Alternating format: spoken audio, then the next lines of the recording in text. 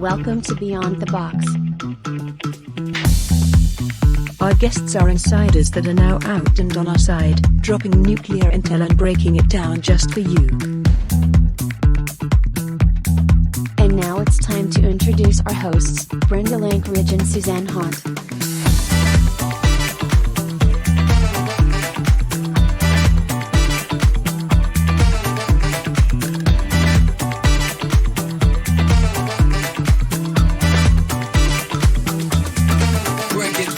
Join us and subscribe for weekly shows. Beyond the Box begins now. Let's jump in.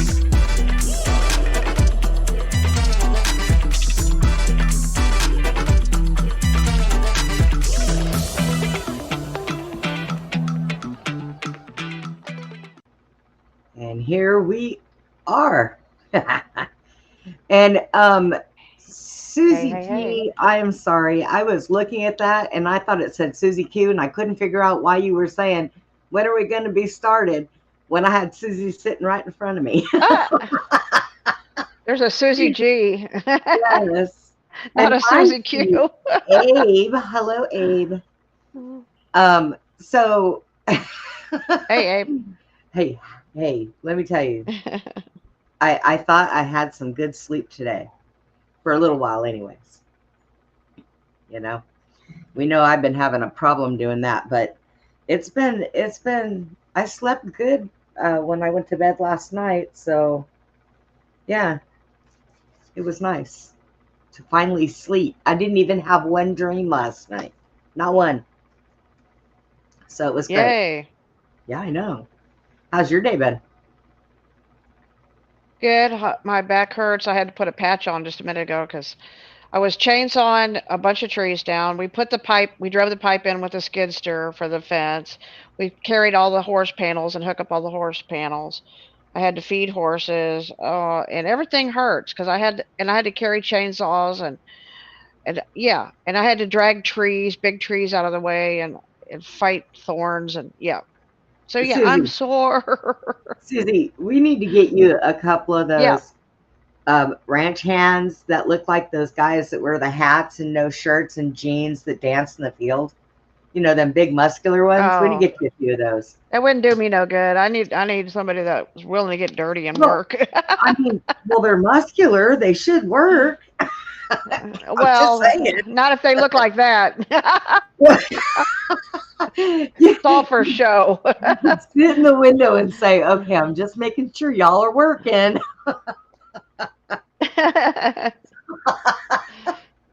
Okay, I'll tell you what. I'll come and make sure they're working. How's that? All right, you can get the bullwhip out and crack it. Well, I don't know if we'd get much work done like that, but okay. I'll try it. Hey, you never know. It might work. I know. Right. All right, guys. So tonight we have Michael Anthony with us. God only knows what we're going to talk about, but we're just going to bring up some stuff. I love having him on the show. I love his brain, his information, and he is just a great guy. And I like that he is my friend. It is absolutely amazing. So, Susie, do you want to get us started? Yeah, I just say a nice simple prayer. God, Father, if anybody is out here watching tonight and they're sick, heal their bodies, make them feel better. And anybody in here having financial problems, Lord, I just ask that you do some good things in their life and help them out of their financial issues. We need a lot of help in this wicked world we live in, and we all need a little extra help. And I just ask that in Jesus' name. We do need extra help. So on that note, I'm going to bring in Michael.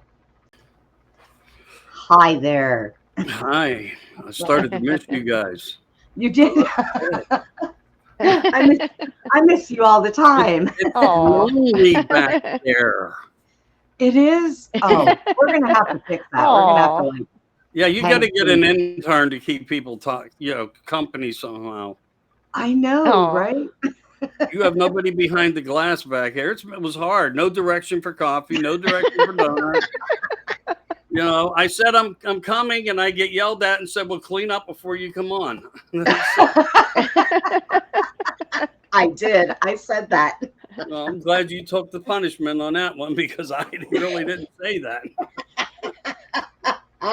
Anyway, ladies, You know what? thank you for having me. Always a pleasure to come on. Let's shoot the shit. What do you guys want to talk about? Shooting shit? Oh. I think one of the most important things now is all our government offices and agencies remove Biden's picture. And I can finally, since 2020, make my flag from half stack go back up to support America. Because that was to me the day that America died, because I knew it was a lie from get-go. And I don't want to talk about this in a harsh way, but for me it was. And I said it will only go back up when I see a positive note come back to America. Well, so just in case you missed him, here he is. Here he is in case you miss him. Okay. What the hell was that? No, I know. That's our everybody's favorite grandpa. I got to take that off of there. Creeps out Norma. Yeah, I don't get into that. You know what? I used to think a lot of those funny things, I don't use them no more. I don't even use music no more. It's like I just don't. I just like, let me get on, let me talk, let me do whatever. I'm not saying it ain't cool, but I don't know. I just kind of moved away from that because I thought I don't have time for updating and competing and all that. And I really don't, because I'm working for myself, doing things, taking care of my own life, family, trying to prepare for shows, be on shows with people when I can, when I'm invited. And, it becomes to be a lot. And I just thought to myself, I'm hitting the live button. I don't care about nothing else anymore. The message has got to stay stronger. Well, that gives me a chance to scratch things I probably shouldn't scratch in public. I mean, just saying. Okay. If you got to scratch, you got to scratch it. I get it. When you got TMI. I'm not the one bringing this shit up. Don't blame me, America. Y'all got me in a mood today. Let me tell you. I'm gonna have to roll away soon. Okay. Don't roll. Hey, that's my line. I have to roll away soon. You're not alone in this world. I get it. Oh, I know it. So anyway, I am seeing a lot of great things to happen, though. I'm also seeing some disappointing things, some gatherings, as we were talking about in the green room, and I'm going to bring it back up. We got a lot of half-wits coming up to Washington to protest against, the fact that we won. Probably they're going to say we stole it. Why not? Why wouldn't they? But, I am worried because I'm seeing a lot of movement around the United States to go to Washington for support, but also for protection. And I don't want to see any cities get caught short. It's bad enough, like me, where I'm at as a sanctuary city, that they are not willing and already made a public statement that they would not talk to Tom about anything, and they didn't want involved in what he was doing because as a sanctuary city, they were here as a protection, but not really protection. Sanctuary was always a networking for human trafficking. It was for where the coyotes could bring them in, and they would network out of here. Pennsylvania is one of the largest human trafficking networks on the face of the 48. I joke not about it, but they're not going to help. And I say, when something like that takes place first over the safety of people, beautiful people, no matter what culture they're from, then I do worry about these scenarios. And I say to Tom, is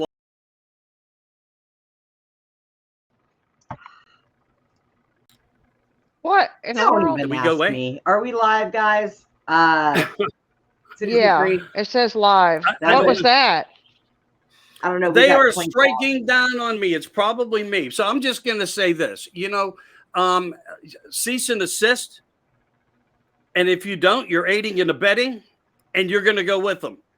You may not go or have to leave the United States, but all these mayors, council members throughout the country that are in on these plans and this networking system of, what they're doing and these deplorable actions, only to be held accountable for. So I'm going to start with that and go easy because I don't like what I just saw. It's usually a sign of TI targeting, and I do get a lot of that. Well, normally if something like that happens, before it happens, my screen, because of my defense, will flash red, and it didn't do that. So something tells me it might have been maybe my internet kind of just had a glitch because it's been doing that lately. So Well, we could just hope. Okay. yeah, whenever my screen flashes red, I'm like, oh, hang on. I brace Not to myself. take away from the fact that you are targeted. Right. Not to take away from that. But regardless of the fact, I do absolutely agree with you. And I think that the problem with it is also is sanctuary state, now sanctuary city, sanctuary states. That is for like. That would be if Austin people too. leave Austin's a sanctuary city. Mhm. Well, if people leave Mexico to come here for safety, that's sanctuary. Okay. But when they come from 12 states over or 12 countries over, no, you go to the nearest country for sanctuary. That's what it is. So what they're doing isn't even sanctuary to begin with. So Right. go figure. Any hoots, YouTube, bite my fanny. I've done already told you that 10 million times. Don't do it again. Yeah. So I'll take you on. Come on, let's go. Oh. Well, you know, we have these things. You're absolutely correct. And we can agree to disagree on many things, but I don't think anybody in America is going to disagree on a lot of these things any longer. I think we came to a point of awakening, and we did our job. And now it's even more our job is to keep exposing the processes of what they were doing Right. over the past 4 years. But it's bigger than the past 4 years. You know, it's been a long game utilizing the last 4 years to put placement in place. And thank God that we came out with a red victory, because could you imagine in 4 years from now where we would be? But we are up against things still. With that said, Yes. And technology is one of the main influences of it. And there's a good way to have AI, TGI, all these different. There's a bunch of different, whatever's about what AI is, and different systems of AI and who's creating it. Google has it. Musk, I think, has one of these quantum computers.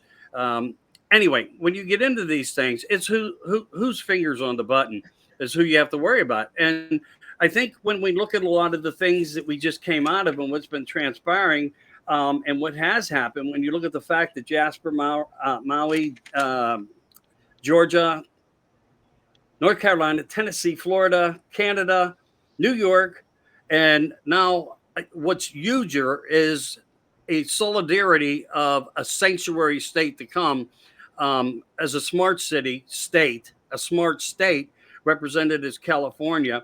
And one of the things is, I'm glad you prayed tonight, because we got this really bad element of weather coming in, and we still have a lot of people, in turmoil that are in North Carolina and Tennessee, and they're intense. FEMA still hasn't done anything. What, $770 for people in California?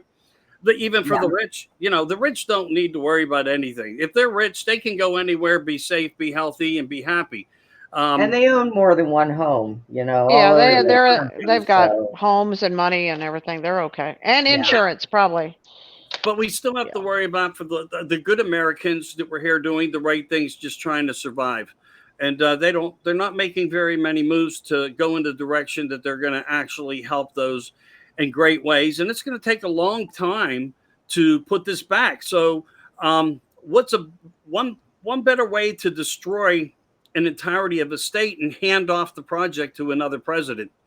I find that to be most impressive. So it's going to be interesting to see how Trump handled this, because he even said that he would be building, and he made this comment 2 years ago, that he would be looking into Freedom City. So he knew for a fact he was going to be faced with this reality. Otherwise, he would have never brought it up. He would have never talked about it, would have never came to light. So, with that said, though, I hope that everybody in North Carolina, Georgia, Tennessee, if they are homeless, that they are given a shelter, because as I posted the other day, there was a storm coming, and I didn't mean it was because Trump walking through the door. That's an element of, a storm that's going to happen in a different way, but it's the weather element that they're bringing across, because with devastation, they have affected from the West Coast to the East Coast, all the way across the board through different Yep. types of devastations, floods, rains, storms, ice, snow. Even in the north, we don't have clear roads anymore. We used to have and had better roads cared for and under weather conditions 50 years ago than we do now. I mean, because guys sat in their trucks waiting, and the first minute that they thought they needed to start moving that truck, they would do it. And they drove together in patterns so they would keep the roadways and the entireties clear. Now what we're seeing is devastation on all these interstates, tractor trailers flip, people dead, cars taken out. And this is all part of the plan. Cars, Right. home, life, limb, whatever, that's their narrative. Yeah.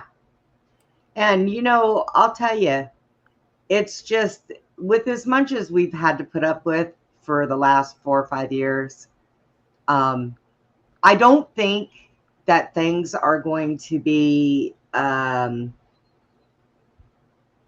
outstanding right off the bat. There is a lot that has to be tore down. You can't rebuild it if you don't tear it down. And I think we're in for a little bit of a bumpy road, but hopefully it will not hurt us as bad as it would have been had we have lost. So I think that there's going to be at least some good that's going to come out of this. I guess we can only hope, No, I think like you're one of the biggest things, I think that somebody ought to move a big toilet into Switzerland and flush the World Economic Forum. And they can take the WHO with them. I really do. Well, I think that is one big step we need to make. Oh yeah, most definitely. I'm gonna just in case, because there is 3 of us here. What? In case somebody else may want to speak, I don't want to overstep. That's all. Oh, no. That's what we're here Oh, for. we'll jump in there if we got something to say. It's a good. Especially You're Susan. good. She'll scare the crap out of us because she'll yell, Michael! Well, I mean, what we're talking about is everything of importance, right? I mean, that we can all agree Yes. on as well. We got to hope for a better future, for a better system for the children so that they can grow up, be healthy, be strong-willed, understand, be respectful. And these are the things that fail. I mean, when you look at what's going on, I'll give you an example. I think of where my mindset is right now. Say we're all at a store and we're all witnessing the same thing. A young lady freaking out, a little child, and the parent being so embarrassed, not even knowing how to handle it. When I was a child, if I were to start taking stuff off shelves and throwing it around or just saying, I want, the scream tantrum thing, and I mean, what we are having a problem with children raising children, and they don't know how to respectfully correct their child. But we're also in a society now, if you smack them on their behind, that you can go to jail, you can be prosecuted. And then it could go into a system called Planned Parenthood or Little Sisters of the thing is, we can't allow for things like that to exist anymore. But we also have to watch and basically walk on glass in our own judgments. But that's kind of how the system of play is. And we need these types of system of play to be changed, where a parent can go back to being a full-time parent and logically trying to raise their children where they are respectful in the society, because we're losing that element of life also. So, these are all problems. But when you look at the bigger picture of it all, it's the education is the same type of system. The drug system's the same type of system. You have the election system, another failure. All the train derailments we had. So you have railroad failures. What about all the bridges that got hit? I mean, think about the things that nobody's talking about anymore that have happened. There's, God, 1,000, if not more, of things that have happened that we now need to correct. So I'm going back to what you said. Hopefully that we can get things done. It's going to be bumpy. Yes, it's going to be very bumpy. But I think it's going to start out with a lot of empty seats, a lot of elements of, put your resignation in. There's going to be a lot of deals being made quietly to remove this evilness. And I think we're going to go into an America exchange, a Mero dollar type of thing. Is it going to be backed by crypto or whatever? I don't know, but it seems that Trump has a good idea of how that would work. And the way I see it working is it would secure our monies to be transferred, and anybody who tries to dump wallets into it are going to be rejected, which means he will crush the dollar to kill them and take our dollar to make ours more productive. So Right. Again, that's another part of the system that we have to stay aware of what will happen. And it's going to happen. He's going to have to do it, because how else do you weed out the element of all this? And why did we see over the past 4 years hacking systems like we never had before? Again, the failure of Hollywood, the failure of music, the failure of the systems of war finances, the idle systems. We don't need idle systems. We really don't. What we need is people that go into office and understand that it was us that put them there, placed them there, and they are there to do a job for us. So I think Trump is on that path. He's never going to talk about everything because of the immensity, some of the secrets, and some of the things that would just crush people if they learned the truth on. And I think delicately, they are going to expose a lot and show us a lot. And I would say 9/11 is going to be one of those topics. JFK is going to be, and BFK is going to be, because it's not just one. There was a brother also that months later got shot. This is all part of the thing. And then you have MLK, Martin Luther King, Malcolm X, people that had voices, that anybody that had voices were always somehow the ones ridiculed, attacked, and removed. So again, I think we're going to see a big diagnosis of a system coming to light that has a good fabric and approach of how to disclose to the world some of these terrible actions that have taken place against, us people, us as American citizens and more. So we have to, if we get away from these idols, part of that system also falls apart. And a lot of people said, what if this is all about God coming through and he started, it was his choice to rid the planet of all these terrible events in California and all these things that go on. I would say it's who's to say, because how else can you look at it? But we can also look at the facts of the information that we do have. It navigates away from that part of the system when you find out how much truth of really what they were planning comes to light, and why 100 pieces of equipment with no mechanics to fix them are there, and why they're rejecting fire trucks to come in, why in North Carolina couldn't people come in, why can't people get to their homes? We're under a military order presence down there against the people to where they can't even get to their own homes. A military who works for us should never be at war against us. That's true. Absolutely. Should never be. Well, they should say, what is your name? What is your address? Show me your ID. I will have a Jeep or somebody go up, follow you to your residence, look at it, have closure, but know that you won't have a limited amount of time because we're dealing with a lot. No, they're just saying you're out of here. If it looks like a rat and it smells like a rat, it's probably a rat. Yeah. True. True. Yeah, very true. I agree. But, self-explanation helps awareness when we deal with the public, when we do shows like this. So I guess I got into it a little deep there. But, you're right. A rat is a rat and it will always be a rat. But again, when you look at the systems of what's going on in America, the whole system is a failure. And how do we get a balanced correction going? It's going to be very hard because there's still a system in play, even on Trump's side. It's who you know, gets you on your show, and so on and so on and so forth and so on. And that is a money trail for certain elites still that will exist in this. And I don't want to sound like a bad guy. I don't want to sound like a villain against them. But, the example is still poor. Yeah. Yeah. Well, and we still have to get everybody else on the right track too at the same time.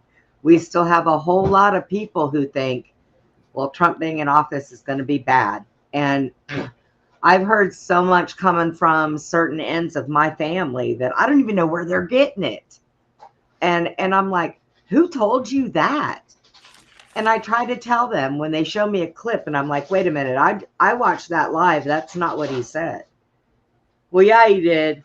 No, I watched it live. That is not what he said. Somebody did a voiceover. Somebody did something to change that. And they just don't think that we are that far advanced, apparently, that we can do that. Yeah. You know, I try to tell them we've got so much that we can do.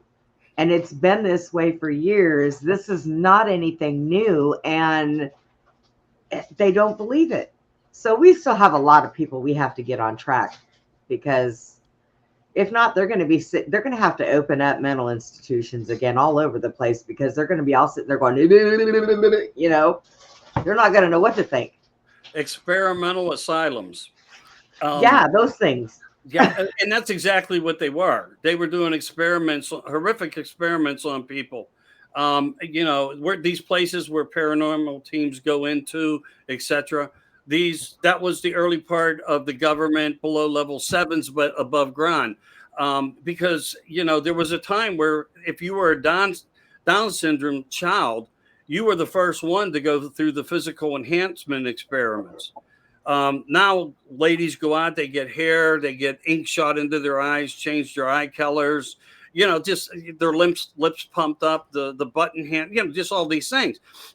Those were the early project procedures that were taking place to see how they could make the advancement move into the future that took us now into synthetics, androids, robotics. It's all related. I guarantee it's all related. And until you go into these rooms, you can't tell me I'm wrong.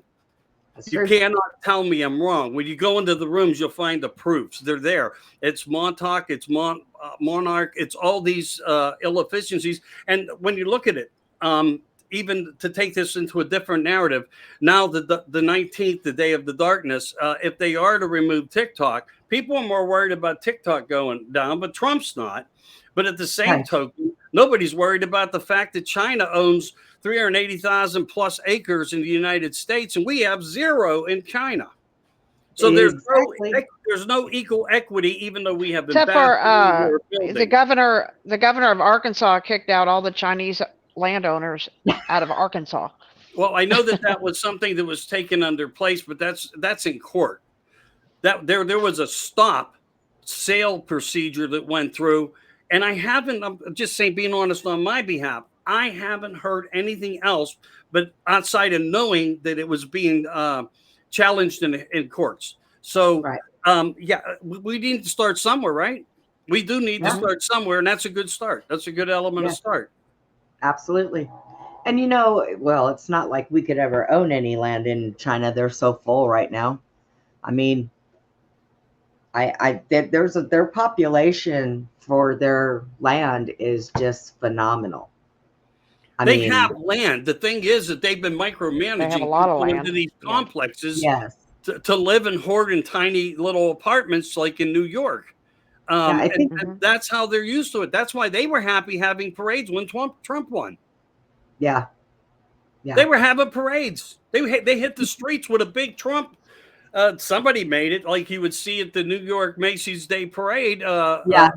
Thing going down the, you know, whatever street it was, but they were actually excited. But so was the rest of the world, weren't they? I mean, because everybody knows America as a leader, and they feel that Trump will be able to lead us back into some type of goodness, you know. And I think that's why everybody's really happy about it. And also some of the other things that are coming up, Trump looking into adding states on. But I think one of the reasons, if you get into the information and become the owner of a country on documented paper, which we may already be, in fact, part of that could be, and also with Greenland, you know, there's reasons why he is going after certain scenarios early and making these calls as not to explain why, but to tell us that he's doing it why.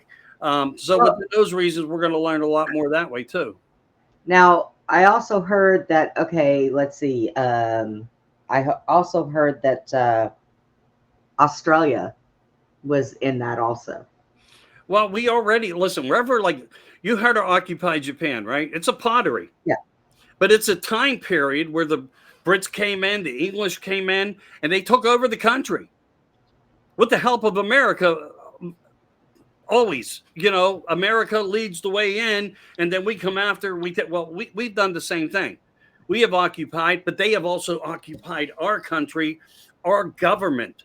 And these were people's leading the parade with the New World Order and anybody else you want to include in it. That was all part of the system of it.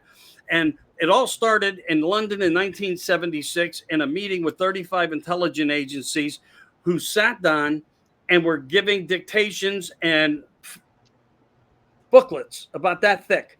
And it was describing the scenario of their plan, bringing it forth to now. So Trump knows that this stuff is, inevitable issues. Yeah. I mean, and it's going to be hard, Bren. I know.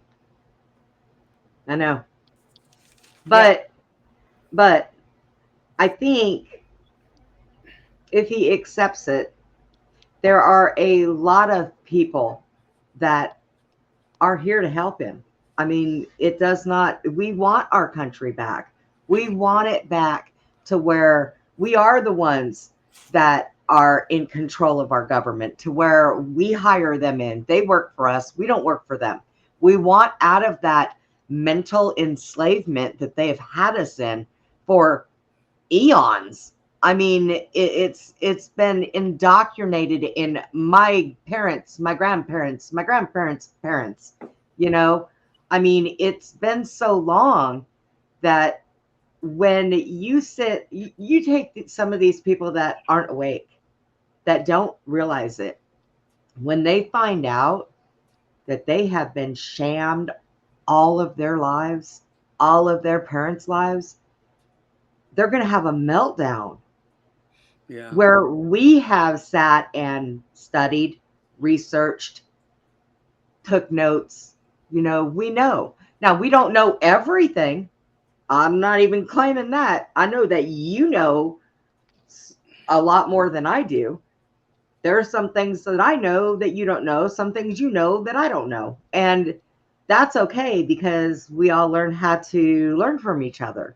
Yeah. But those people they're going to definitely need our help, whether they know it or not, because they're not going to know how to process it. You're absolutely We've had time. Right.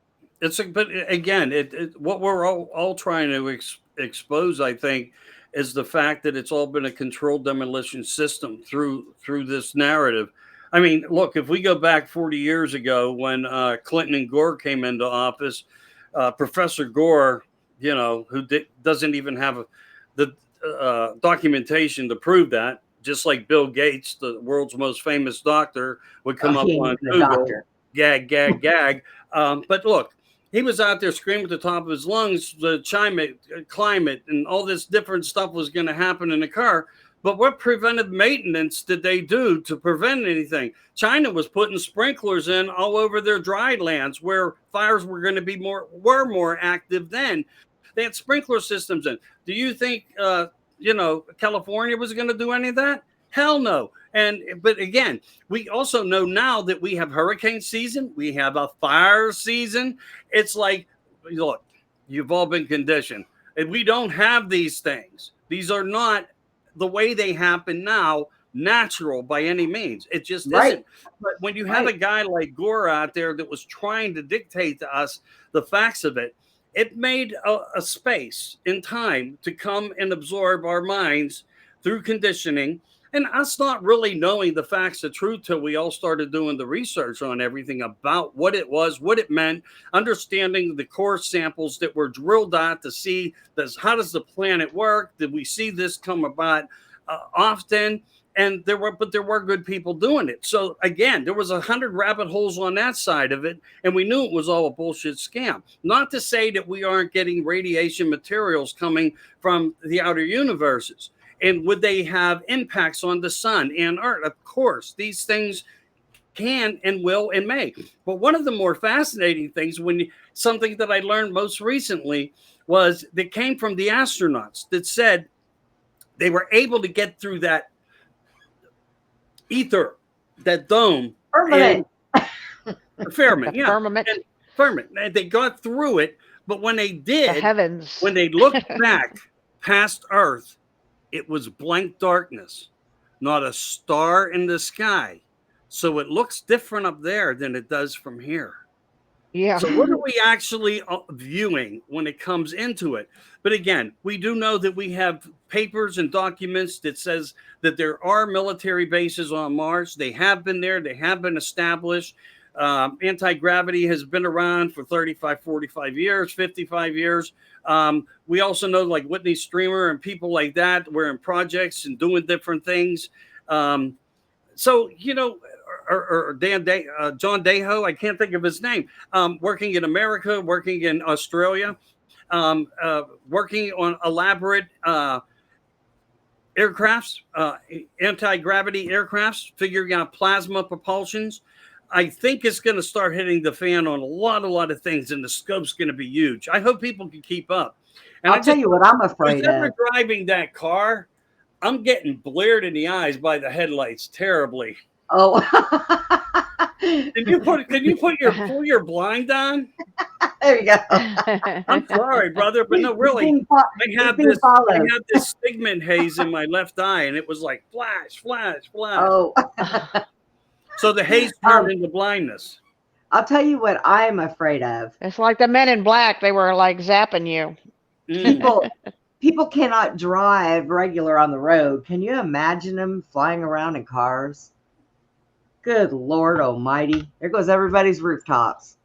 Yeah. Well, that's part of the future. You know, meet the Jetsons. You know, I mean, wasn't that a fascinating Today show 55, 60 years ago?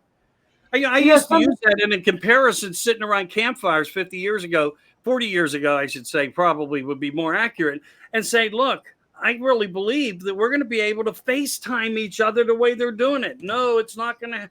And I was sticking to my guns, sticking to my research. And oh my God, the path the doors just kept opening, and the proof and the truth, it's all been there. It's all been laid out. And we have things that are probably be so far more sophisticated beyond our belief. All I can say is believe in the unbelievable, because we're going to start experiencing that. And if there is extraterrestrial life that is going to start visiting with us, there's a really interesting video out there with Donald Trump's son. And I don't remember if it was Dr. Michael Sega or not, but they were talking about this, how his father, President Trump, basically made reference to the points in fact about Roswell Area 51, just didn't spill the beans at that point in time. But now, like I said, we're going to see a whole different scenario, and it's starting to come out really strong. Yeah. Yeah. And, you know, I mean, I know that the way that it's been put, not necessarily that we're going to be visited, because there are a lot already here. And if anybody knows that there are things here that are not like us, I'm one of them. I've been face to face with them. And I'm going to suggest that they wear cologne and take really good showers, because they smell really bad. But it's not, I think that they've been here. It's just that people have to adapt to them. Not that I think that some of them are going to stay, but we may have to share our planet with others. I mean, and as long as everybody plays nice, I think through the hybrid programs, that's already been taking somewhat a place, because they don't really, in ways they do harm people, but they are doing something for another reason. I think that's part of why transhumanisms, and I don't want to go into the one thing that I can't talk about. Right. But we get it. We're trying to biologically put change into humanity through different scenarios, not just take away from humanity, but add to our DNA. Yeah. And so when we look at some of the scenarios that there and the people that went through, abductions and so forth, it always goes back to we were the test dummies, but to the government we're their lab rats, and Yeah. so that's a different scenario. But to me, it correlates somehow with the evil ones versus the good ones and so forth. But whatever we're going through, for whatever reasons we're going through, I think we could walk down the street and not recognize one, because even if you go back to the points and times of on the tarmacs, with a president. Well, when you have shapeshifters that can take different shapes and disguise themselves, you're not going to know. Yeah, like the Una, which the Indians talked about. Are you familiar with the Una? The UNA? Una, the UNA? Oh, the UNA. Oh, yeah. Are you familiar? Do you know what they are? I don't know what they are, but I have heard. It's the ant people. The Okay. ones that came and took the like people the alien down below grays? level. The ones that took the people down below level, not because of a catastrophic geological. Yeah. It was because the planet was being invaded and there were sky wars going on. The indigenous were doing it well. Well, look, our history, as you know, in our education system is so far wrong. It's pathetic, and we're learning that. But that is part of who they were. The giant ant. They were a giant ant-looking creature that we know for a fact lived so far deep. That's what I heard. Somebody said, well, they're bugs. Well, to some people, you can call them a bug, but when they're 7 feet tall, standing in front of you, I wouldn't want to insult them. There were giants. There were giants that were, pretty damn tall. So there were giants in our day. Right. We see footprints of something that was 40, 50 feet tall. I do believe that they may have been actually the builders of the pyramids and so forth. But when you get in it, even to those factors, you have to understand, and you can never take out of the equation, the significance of the technology to create these blocks and different types of structures, and how they looked like they were almost melted and formed together without distorting the fabric of the materials. Because yes, immense amounts of heat can change many, many things. It can make glass. It can do a lot of things. It makes steel. It just depends upon the ores being. They knew these things. They knew these things in ancient times. So Atlantis was way more advanced than we are even now. What was that? Atlantis?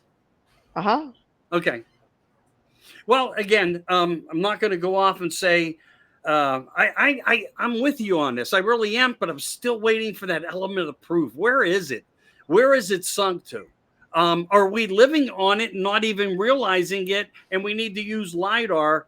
Not our government's LIDAR, but our own sophistication of LIDAR and ground penetrating radar, because we don't know all we know is America is a lost history that others were here. When the eclipse came through the United States, it started in California, Lemuria, and went straight across with every biblical name of content. That was the path of the pattern. Yeah, I think that was I think that was Nibiru just getting in front of the sun to get a charge. That was a mothership. Yeah. Well, I think if Nibiru would have been here, what we know about it has been here lots of times. Every 36,000 years, it's supposed more than that.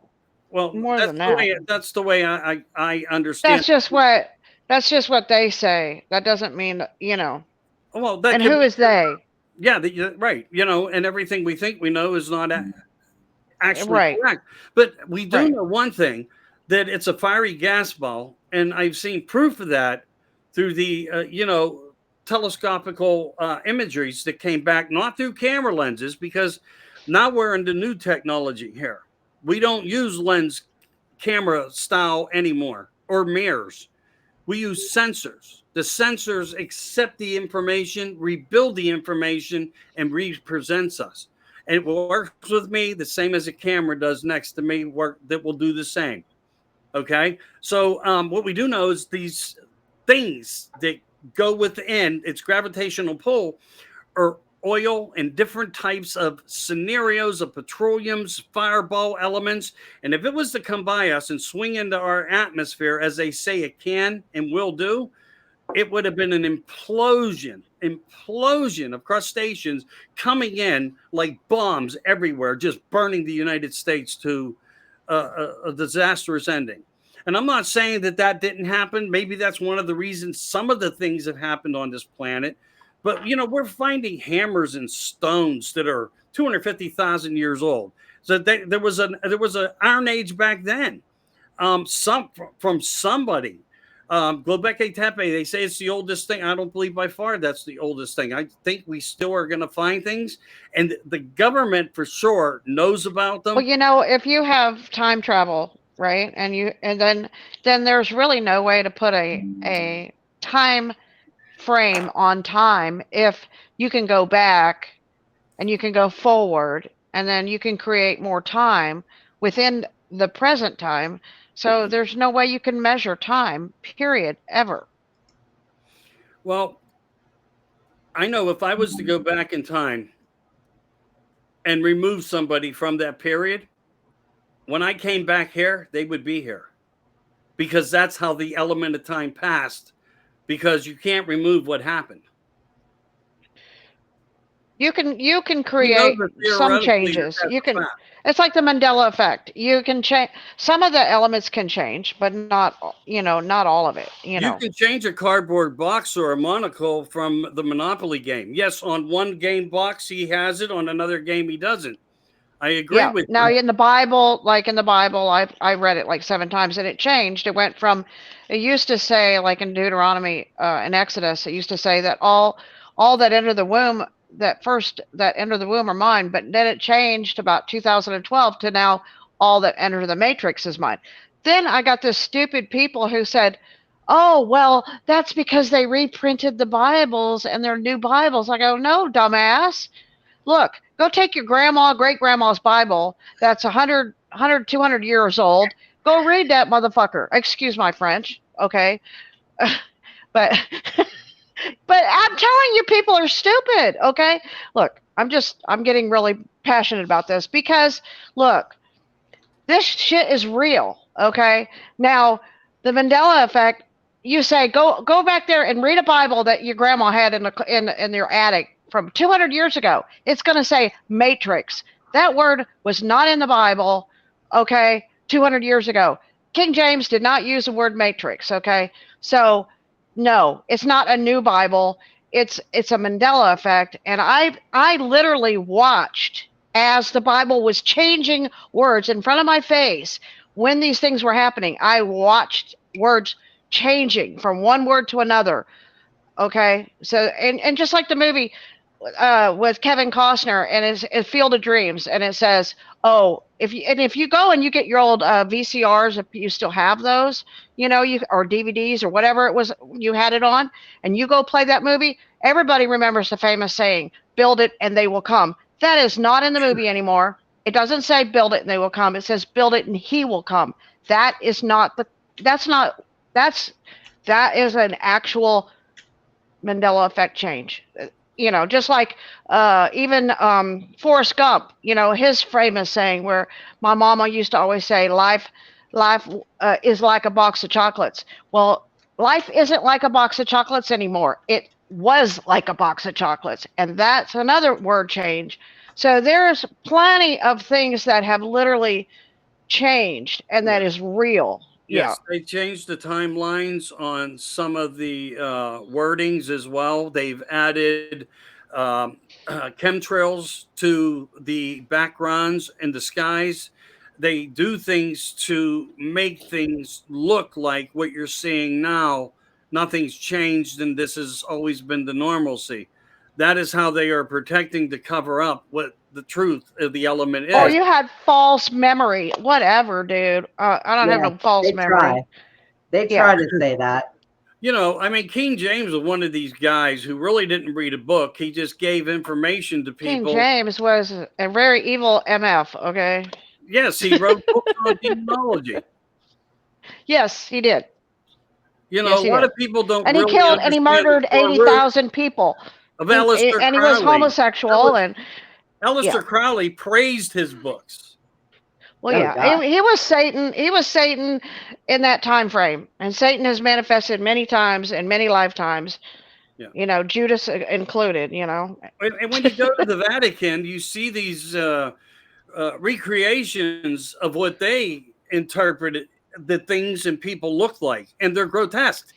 Yeah. They're not of what we see as us as beautiful humans, but of the dark nightmares era thing, and the portals opening, and the portals being placed over the United States, and the opening of the unsealing these doors, which still make no sense to anything because they lost the election. What are you going to try now? Because if you try anything too hard, we're going to have to send a bunch of B-52s over there and just implode you. And I think Trump's going to keep that scenario in mind. How else do you take down something like that? But you're absolutely correct. But that's part of that Mandela effect of change. But again, when you get into the things of time and changing time, Andrew Basiago, are you familiar with him? yeah, I talked to Andy on the phone for about 3 hours. Okay. Yeah. So that is I was part of. I was sort of almost drug into the Pegasus project. They picked me because I had the fastest hand and eye coordination in the state of Ohio, and so there was. But my mom ended up fleeing with me to the Virgin Islands, so I didn't end up in that Pegasus. But it was the Pegasus testing, is what. So I called Andy, and we had a long talk about the Pegasus project and the 42 children that were involved in time travel. Because I actually had situations where I would, like one time I went into a room, and this was like after this, I went into this room, and all of a sudden I looked out the window and I saw the seasons changing like rapidly, like winter, summer, spring, and fall. I was living in Jacksonville, Florida, and I'm like, what the hell? And I watched time just fly by. And then the room changed into my sister's room back in Ohio from this room I was in.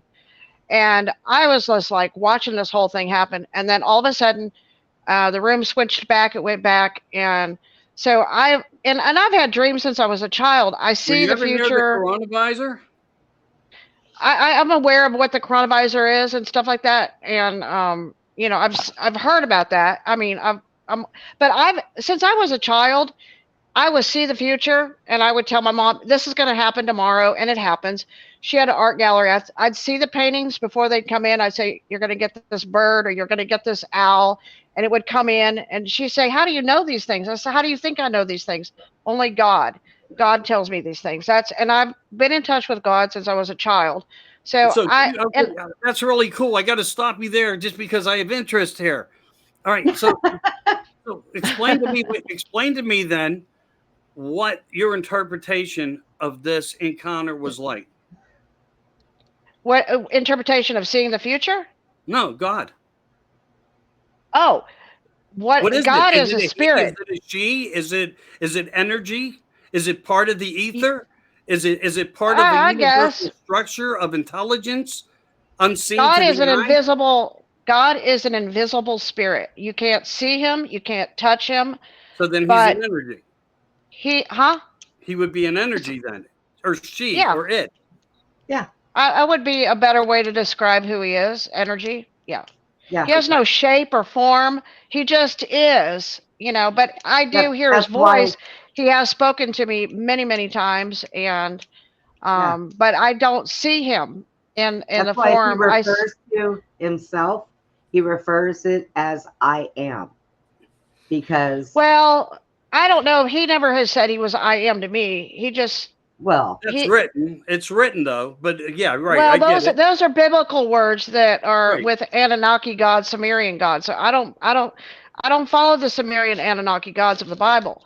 Okay, the God that I believe in is before the Bible, before everything. He existed before all that, and he's an invisible God who is a loving, compassionate, and a good God. That's the God that I know. Okay. See, for me, finding within that structure of your explanation, not that I disbelieve it, is how something of nothing is there present and can be everything in the loving manner, or even if I'll give you an example. Manner, I'll how give that you a element is. physical. Is it because it's our senses and feelings I'll give you a Combinating. physical story. I was taken out in the woods when I was 18. 19, 18. Yeah, 18. I think it was 18 or 19. Not well. That would have been 1979. Okay, because I am 60. What 4 years old right now? Okay. Okay, so I was taken out in the You're young. woods Don't worry about it. You're good. by Otis Toole and Henry Lucas, the two serial killers. They took me out to murder me. And Toole was driving the car. Lucas was in the passenger seat. I was in the back seat with my girlfriend. They took us Jacksonville, Florida, drove off this little road along the St. Johns River, and Toole got out of the car. Toole said, "Hold on a second." He looked into the car to say something to Lucas. And at that time, I knew that they were going to kill me. So I was going to pick up a rock and hit him upside the head in his temple and then make a run for it. And I was going to run, right? Because, that I saw movies. I knew what what was going on because, it's dark. They take me out in this, dirt road and, in the woods. And, it's a pretty, remote place. Well, when I went to reach to grab that rock, and there is a scripture that says that the Lord is my rock and my high tower, my shield, my buckler, my salvation, right? Well, when I saw this rock, I went to grab the rock and I heard the voice of God. First time I heard it audibly in them woods. And the voice said, "Trust me." And it was a deep male voice said, "Trust me." And I looked around and I said, "Trust you? How can I trust you? I can't even see you. Like, how do you have faith in what you cannot see? And how do you trust what you don't see? How is something invisible going to save me from these murderers? And how am I going to, because I'm hearing a voice, but I'm not seeing anything. Okay. And at that point, he came back and he says to me, "We're going to walk over to the road because my friend is acting weird, and I'm going to get him out of the car, and then I'm going to drive over there, and I'm going to pick you up." And I knew that he was lying, and we started to walk a few steps, and he looked at me. He was like 6'7", and I'm only like 5 foot tall, so he's a big old guy. And he says to me, he says, "I'm going to rape you, and I'm going to murder you, and I'm going to throw your body into the St. Johns River when I'm done. I'm going to take out all of life's frustrations out on you." Now, he was a Satanist who was a cannibal who used to like to eat people, okay? He also was part of a CIA operation where they were serial killers, that they worked for the CIA. They went around the United States getting paid to murder people, okay? And he belonged to the Satanic Church there in Jacksonville, Florida. This was a really bad dude, okay? And I looked at him and I said to him, "Did anybody ever tell you that Jesus loves you?" And he said, "What? You mean to tell me that I tell you that I'm going to kill you and you tell me that Jesus loved me?" And I said, "Yeah, even if nobody in this whole world didn't love you, he loves you." Well, I thought that was going to work, right? I thought that was like the best, whatever, I mean, I hear God say, "Trust me." And I tell him that, but it didn't work. He tried to grab me.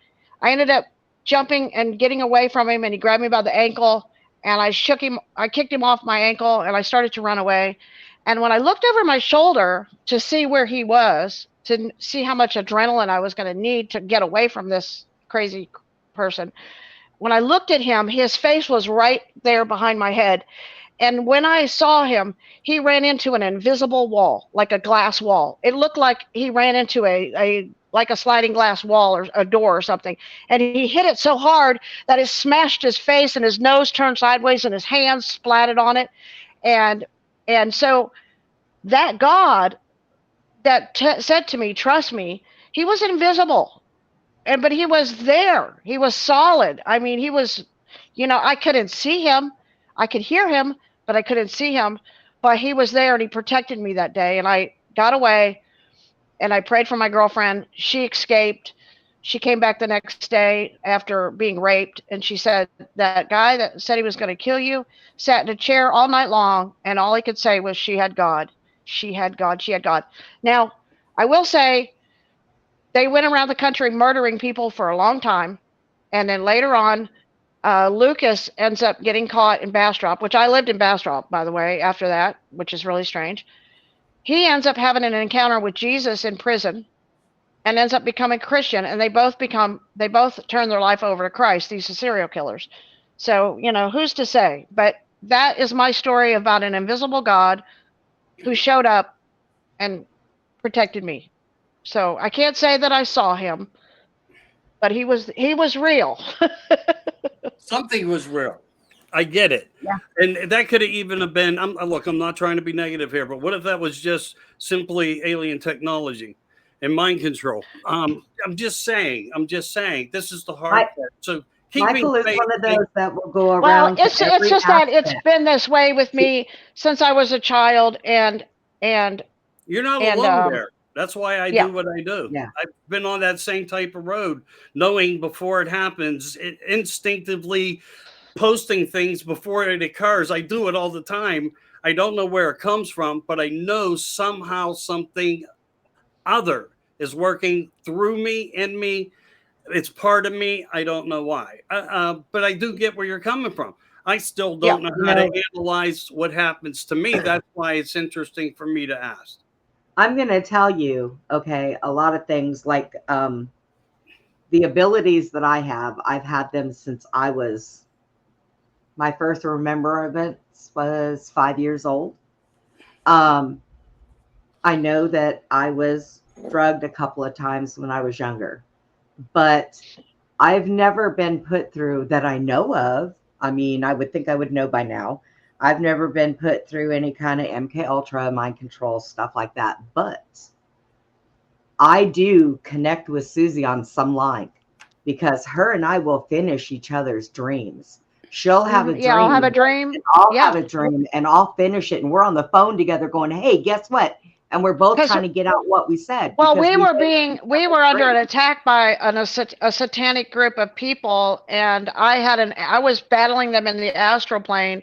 And then where my dream finished the next night, Brenda ended up having the same dream with the same people, told me what was going on. Then I had it the third night. And then, it was crazy. I mean, we do this a lot. Yeah. It was, and it ended up being that's what it was. She had thought there was something wrong with this group of people, but she didn't know for sure. And they claimed that they turned their lives around and, they were going to church and they were doing all good. But it was just one of those things where we both felt, no, something is not right. Something's very off. And it ended up being just that. No, they weren't turning their life around. They were with that cult of gaming. Have you ever heard of that? Where the kids get on there and they game and they get with this certain group of people and they talk these kids into killing themselves. They were after her son. Suicide cult. Yeah. They were after my son. Yeah. And that's what it ended up being. And we didn't know anything about it until we figured that out. And she went and looked into it. And that's exactly what it was. So, her and I, Susie and I, we do things so different. I have been known that if I have 3 dreams, it's got to be 3. And what happens in that dream comes true. That happened to me when I was little. Kind of like a DMT rush, huh? So, yeah. So when I dream, sometimes I get very upset with what I dream, depending on what it is. Now, I also have been known in my dreams that I've changed them. So I know it's possible to change your dreams. Yeah, that's pretty impressive. I feel bad though. We got Steve here with us, and oh yeah, Steve. This is laying low. What's up, my brother? I'm glad to see the. Can you help me out here? I'm being attacked. He's shopping. You're out shopping. Where are you at shopping, bro? Where you at today? Walmart. Yeah, I'm out at Walmart. Yeah. Supporting the devil's ministries. I know. It's in the system. It's either you shop with him. There's feedback. Part of that destructive system. I'm trapping up to only be able to go here, there, or wherever. Kill the small business. I get it, but we don't have a choice, do we? No. I hope choices start to come to light. I really do.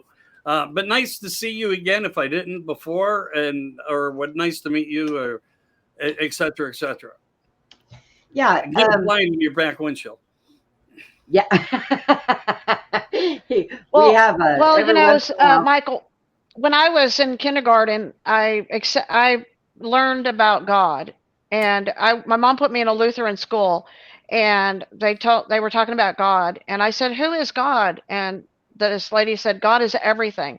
And when I walked outside and I looked at everything, I said, "I love this God." Okay, and so I had 3 nightmares in a row right after this happened. And they were prophetic nightmares about different people that would come into my future that would kill people that I knew. And I saw this when I was in kindergarten. And I was so, as a child, young child, I was like, oh my God. And I said, God, please take away these bad dreams and give me good dreams. So from then on, I would see things in the future, and I would tell my mom, these things, and she'd say, how do you know these things? And you got to stop telling, it just, and I could see, I sometimes I see day visions. I will see things. I hear God speak to me. I spent about 3 years every night, and God took me around the world and showed me everything. He told me things. He showed me things. One time we flew. I said, I want to know everything there is about creation from the very beginning to now. And so he took me astrally. He would take me out of my body all the time. He would take me astrally, and we flew from one end of the earth to the other. And when we went to the end of the earth, we were coming back, and I saw these 2 circles over the earth. And I said, what is that? And he said, everything is connected. There are no loose ends. And he said, now, did you understand everything I told you? And I said, yes. But of course, when I got back, I couldn't remember everything he told me because it was a lot of information, But, he would tell me things and show me things. And, this is the kind of thing I've had since I was a child. I come out of my body a lot. I see things. I fight demons. I've had many encounters, with a lot of things. I've seen a lot of things. I've heard a lot of things. And for some reason, I seem to be introduced to these high-ranking, killers, and have stories, right, Brenda? I mean, it's crazy. I mean, only God knows, but Wear your Yeah. hair up at night and see if it changes. the what? Wear your hair up at night and see if it changes. Oh, Wear my You know hair what? up at night. Yeah, Yeah. I was told by somebody who is very involved in theology, who I have a lot of respect for. And if I said his name, and it doesn't even matter, but he is a remarkable person who has, researched into these books forever and ever.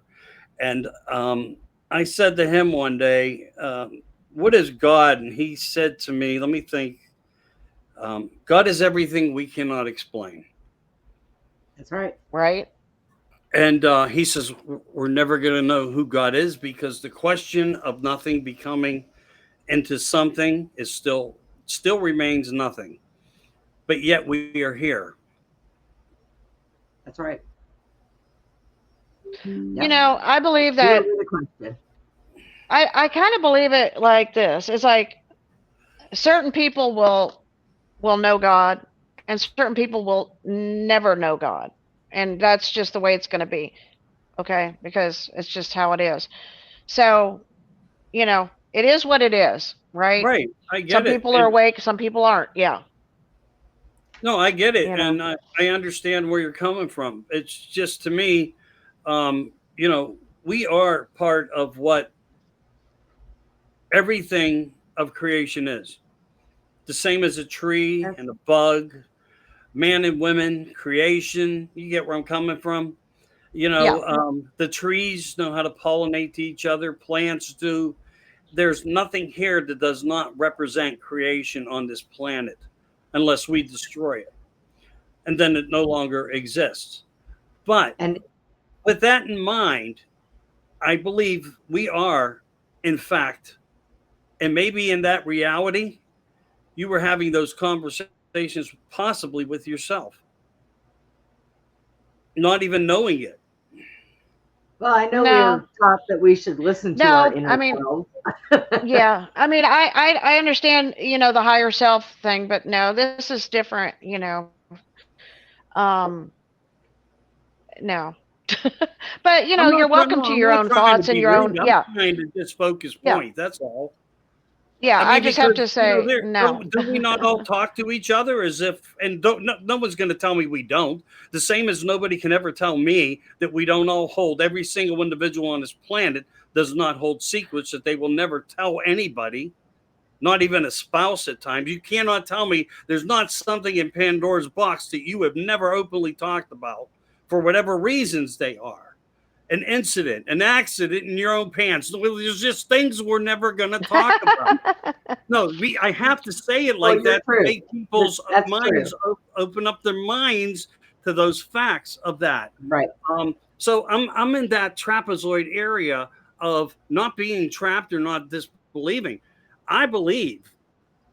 Yeah. I'm not sure exactly the identification, the I identity. guess it's really not important, Michael, if whether they believe it or not, or who really freaking cares?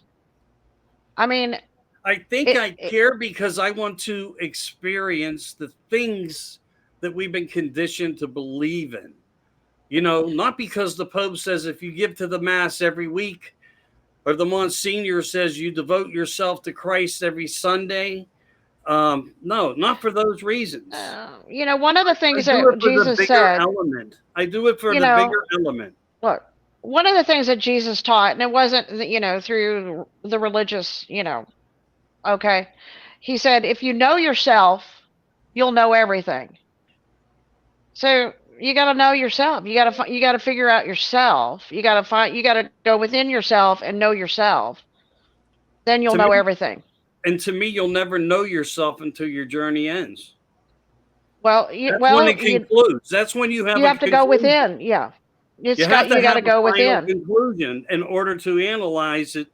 And that's the only way to do it. When you look at anything with, consciousness. See, because that spark of God, that light of God is within each human. So you can go within yourself to that spark, to that light.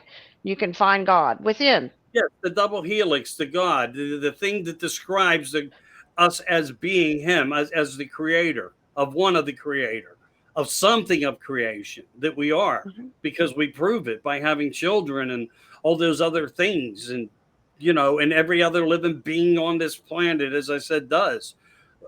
Again, I think that is all been part of the placement that humanity always needs to be saved, always needs to be rebuilt, always needs to be repurposed or rebranded. And we go through these elements of time because people can pray to the end of time and they still fall victim in time. They pray, but nothing comes from it. So my thing is the blanket of it depends on the prayer. It would depend on the prayer, Michael. Look, it would depend on the prayer, really. Well, I'm a pastor, so I've been doing this for a long time. It's just I'm on a different realm of scope of what I look into because I analyze the teachings that were placed and the writings that were placed and try to combine them into the common sense that remains within that fabric. Because I can marry, I can come pray for you, I can have a massive church, I can do all these things. I chose to move away from that because of a corruptional part in that part. I didn't want to be part of sitting down at a meeting and somebody telling me, take this paper to the hospital and have this dying person sign it before their family gets there. I was totally not on board with these types of practices. To keep something wealthy over a family's wealth, because that is part of a hand-on of what belongs to the people as a government property, as what the Vatican really is, of convenience for how they. I believe in a true God. I do not believe in religion. Okay, I don't follow religion per se. Same here. I don't. I'm with you on that. I mean, I will here's the difficult part that I've always gone through. When you talk about these things through people, it's best to always believe in their belief, because that's compassion, that's love, that's purity, that's peace, that's everything that people deserve. You give it to them, you offer that to them, you respect them for it. It Well, it's doesn't just mean that we don't judge them. We don't, we let God be the judge. We just live our life, do our best, treat people right, and we don't judge them. right. Unless, of course, I'm that just they a need to man go in the to middle. court for something horrible that they did, then that would be a different case. But you know what I mean. Yeah. Yeah. Yeah. Now, on that note, I am going to say this. Be very careful what you ask for. Like, I don't have ask. always heard just- people when they I pray, just they stand always say, for it. yeah, I've always heard people, when they pray, God, can you do this for me? And can you? So one day, just one night, I straight up didn't ask for protection for anybody. I didn't ask for none of that. I just said, Father, what can I do for you? What do you want me to do for you? And boy, I'll tell you what, he answered that. He answered that in a way that, I guess, that whole saying that God does never give you anything you can't handle, because what that opened up was a whole new can of worms of getting something and somebody very deceitful away from Susie. Yeah. Almost Got you killed. Yeah. It almost took my own life, but it was okay. I made it. God send me an angel, because I'm going to tell you that is exactly what happened. And it did. It helped Susie. It helped Susie open her eyes to something that she was blind to for many, many years. And I think that it opened for a very public announcement of somebody who was very evil, so everybody could know for sure this person was evil. Yeah. And I did. It was I took bigger one than for me. the It was team. bigger than me. I took one for the team. I did. And You did. so now when I pray, Father, is there something you'd want me to do that I can accomplish for you without harming myself? I'm careful now. I am so careful now. Isn't even funny, because that landed me in the hospital for 14 days. I had 6 doctors sitting around scratching their heads trying to figure out why I was dying, why all my organs were shutting down, why everything was 3 times the size of my gut that it should have been. And they were looking at me like, they wanted to go back to school. And I go to a very good hospital. It's a teaching hospital. But they had no idea. Remember, it's like law. It's called practicing law, practicing medicine. They Yeah. call it that because the teachings were never true.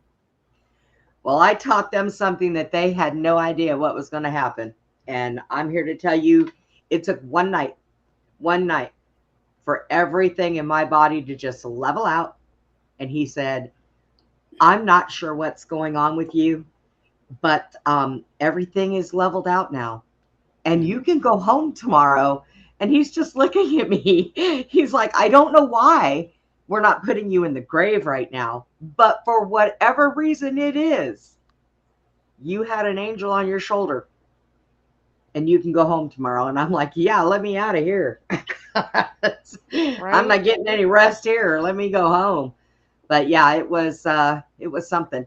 But listen, guys, we're going to take our 5-minute break so that Michael can refill up on coffee. Susie can refill up on coffee. And I can go, I guess, make coffee because I don't have any. And so we're going to take a 5-minute break. This is what we do on this channel in between our 2 hours. We take a break. We've gone a little over because we started a little early. But yes, Norma, absolutely close. But so we're going to go ahead and do that as soon as I find, because I don't know. But you were visited by a woman in the hospital named I was. Anna Mae. I was visited by That somebody. was not a real person, not Nope. as far as we know. And she I thought came to she me was a in a nurse. dream later on. Yeah, I actually met her in a dream after you did. Like we finished each other's dreams. Yeah. So that was kind of I actually met her too. That was absolutely amazing. Yeah. She was an amazing person or entity or angel, spirit, whatever you want to call her. Yeah. So, yeah. All right, guys, 5 minutes. We'll be right back. 5-minute break.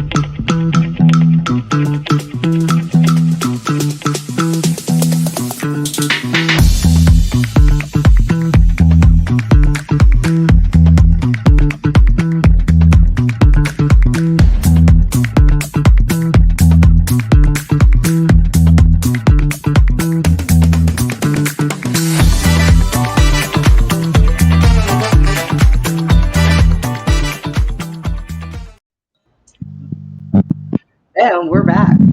Ah. Okay.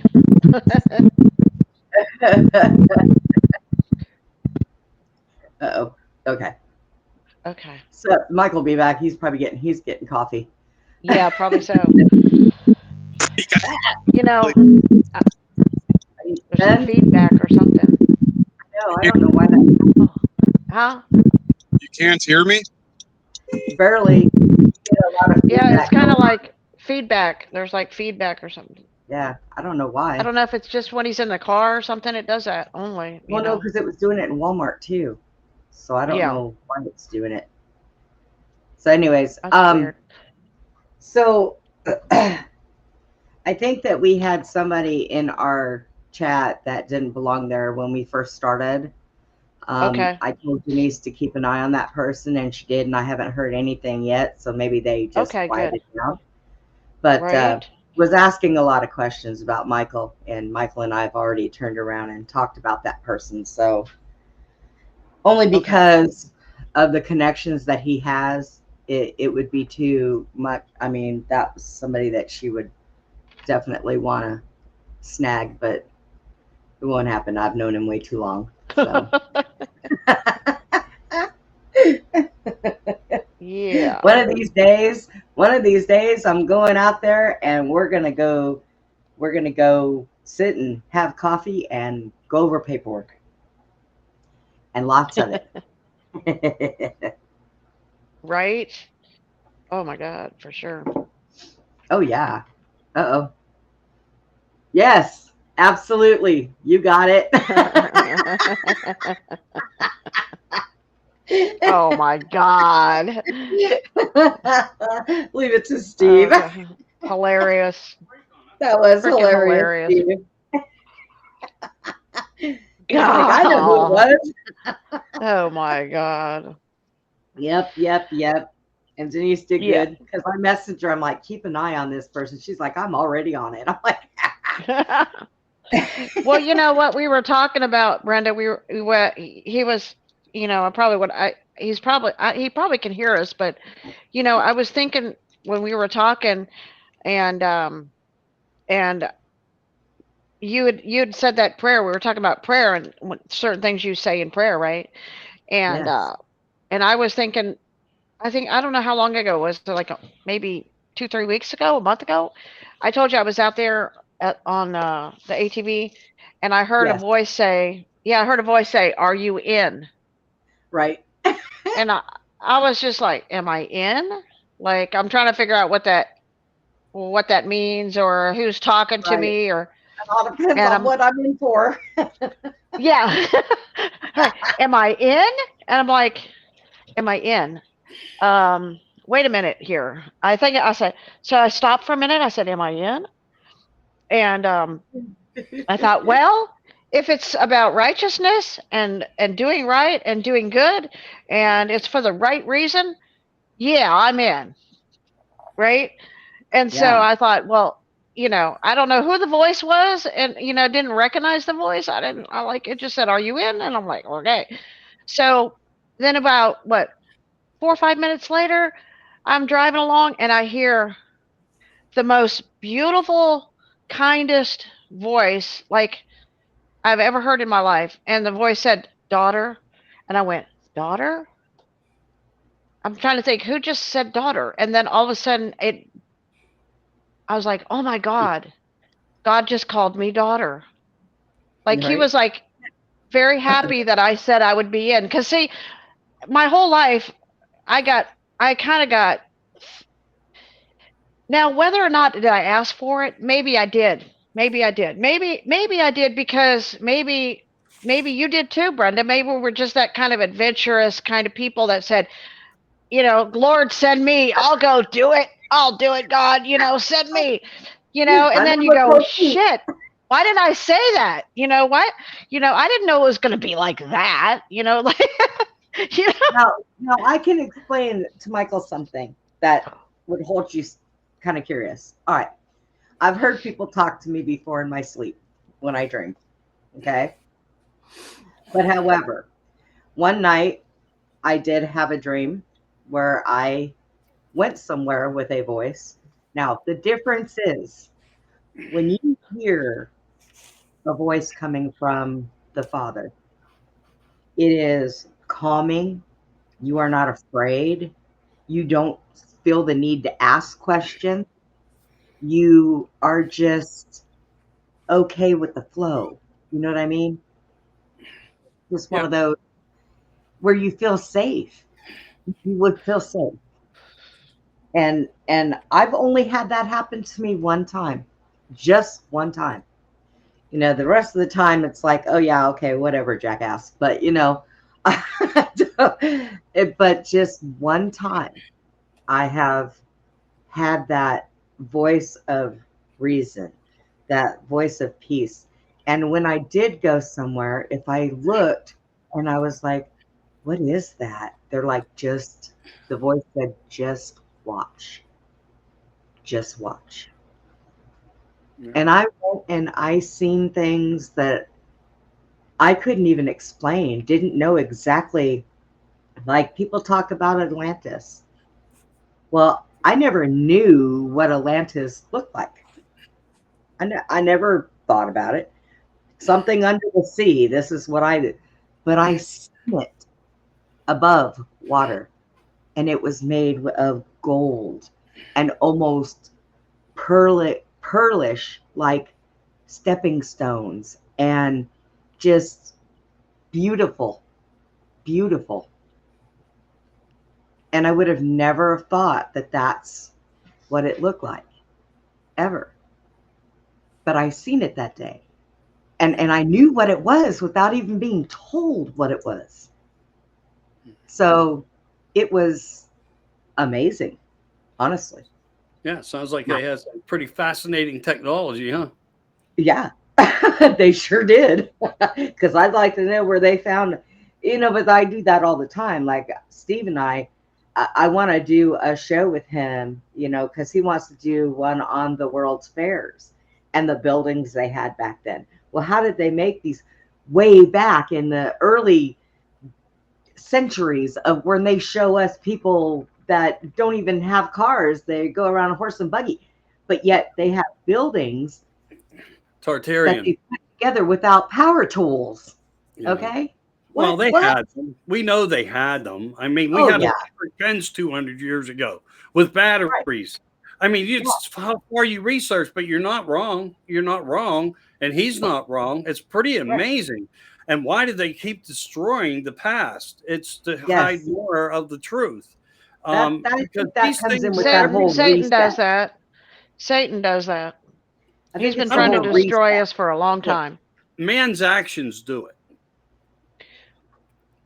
I don't know Satan, where it comes Satan from does. to put them on that Yes. path, but anything that Yes. I ever seen get removed through my life was not through any horrific scenarios of devastation. Was Well, man the physical replacing? is connected to the spiritual, so it's all connected. Well, It's all a connection. I do get that. I don't know what Yeah. creates that seed and what creates that part of the plant of this method to flourish the way that it does, but I do know and question a lot of the things as to why. You know, I just do. But I, that's a I really good topic because like the now, World's now Fair, tell me. Yeah. Now tell me if I'm wrong. Okay. Tell me if I'm wrong on this. Okay. So I think that the reason why they keep resetting and destroying is because some, like us now, get a little too far ahead of ourselves and we figure things out, and they want to put a stop to that. Basically, that's where they do the reset. Like they get rid of the people who are in knowledge, and at that age, that's why they used to do it like, well, they could do it 150 years, because who's going to still be alive 150 years? You know what I mean? and that's why the Vatican only opens things every 75 years, 100 years, or in the Right. United States you wait until they're dead, their family's dead, and you have no action to go back on for criminalities and more. It's always been a wage of that type of mechanism, you know, Right. this Oh, machine and how it operates. Knowing and it this and time, understanding it comes from early Masonic yes. and And this teaching time, even I under think they Jesus. can't do that. I think that they cannot completely do that this time. There are too many people, too many Gen X and baby boomers that are still alive and still healthy and still running around. And we know. So they can't do that. They'd have to take us out first, which I think that's what that other thing that we were talking about that we can't talk about. I think that was what that was supposed to be for. And it Possibly. didn't Yeah. and it didn't work on a lot of us older ones that were going, no, that don't sound right. Well, again, too, it was structured to work, and the shedding was supposed to take place after to continue the long game of depops, Yeah. in ways. I'm trying not to get into that. Right. But I mean, yeah, when we look at it, I think we all know the answers. I'll just say that. Uh-huh. But yeah, everything was a planned element of event. And when you say that the United States isn't guilty of any of it, gain of, everybody knows the last word, was being toyed with in many ways. And when we get into these scenarios of the needle juice and all that crap that exists, there was a plan for that all. They had every celebrity, every media outlet, all promoting. They were standing there right on television, telling us that they were having this lethal. Yeah. Yeah. I'm again watching because you said they come at you, and I get it. But they were all lies. Look, I mean, to keep it going, Obama gave $30 million to China. Oh, yeah. Line. And do they have ways to release things? Sure. Look at some Do of they the use them? Look at Yes. some of the stuff we see in the sky. You can spread things everywhere, and they're doing it. There's a lot going on. They have a lot of ways to do it. They've made a lot of plans. And when it comes to what goes on up there with even these little elements of toys that are flying around that people are questioning, oh, it's from China. There's this giant mothership out over the ocean that's releasing. It's your government. Yep. It's your government. And I know that through people that were actually at that desk in London in 1976. Well, Steve and I did a show on the drones and the orbs, and I turned around and said, first of all, we're not going to talk much about the drones because people, it's your government. It's ours. It's man-made. Those are ours. Okay. Just get that. I don't care who's saying it's not. It is. And I'm going to leave it there. Hey, did you see that movie, Angel Fallen? And it's about a drone that tries to kill a President Trump. Oh, you broke up for a minute. Have you seen that, Angel Fallen? No. Oh, am I broke up? I'm okay. Yeah, you're all right now. Have you seen that, Michael? I'm aware of it, but I haven't. Okay. Uh-oh. Uh-oh, Susie.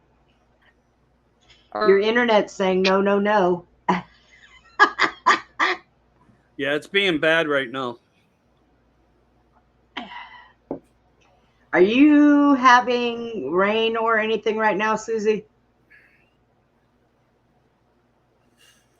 Oh, yeah, her internet bouncing up and down. Yeah, give it a minute. Sometimes because where she's at, if they're having any storms, wind, or rain, it messes with her internet. There's nothing. Hang on, Susie. Okay. Can you hear me? Yes. Okay. For now, but your internet keeps going up. And there's a movie. Okay, there's a movie. Fallen. I know. I'm gonna.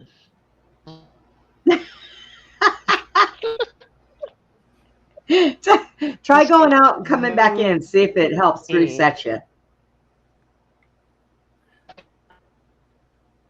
Movie. Can you see? Yes, yes, Susie. Susie.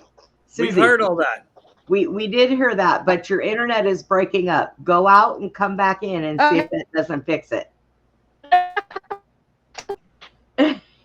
No, Susie. Hang on.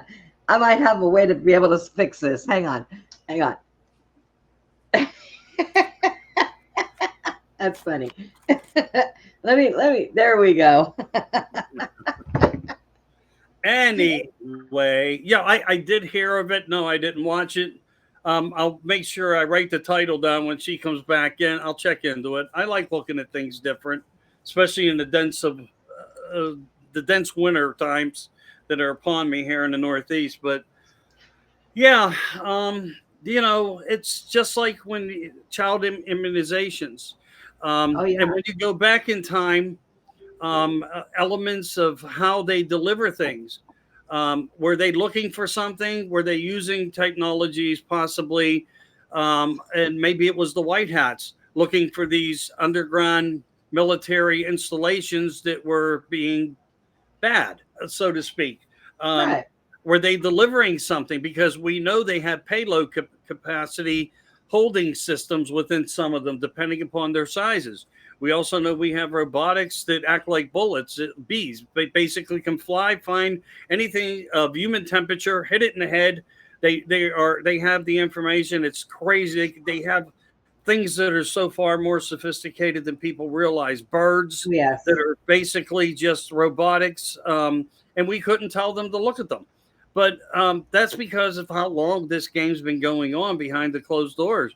It's so big, and it's so harmful when you really think about how big it is and the capabilities that lie within it. That's why, like I said, I always fear the one that holds the finger to the red button, because he's our worst enemy, and we can have good people and bad people, but it don't mean they're going to act responsibly, and to me, having people in charge of our lives, there's a good part to it, but there's also a very significant bad part that follows within that also, Right. but I mean, they create everything for a reason. And I can't see anything of how we have evolved where their hands have not been a party to every part of it.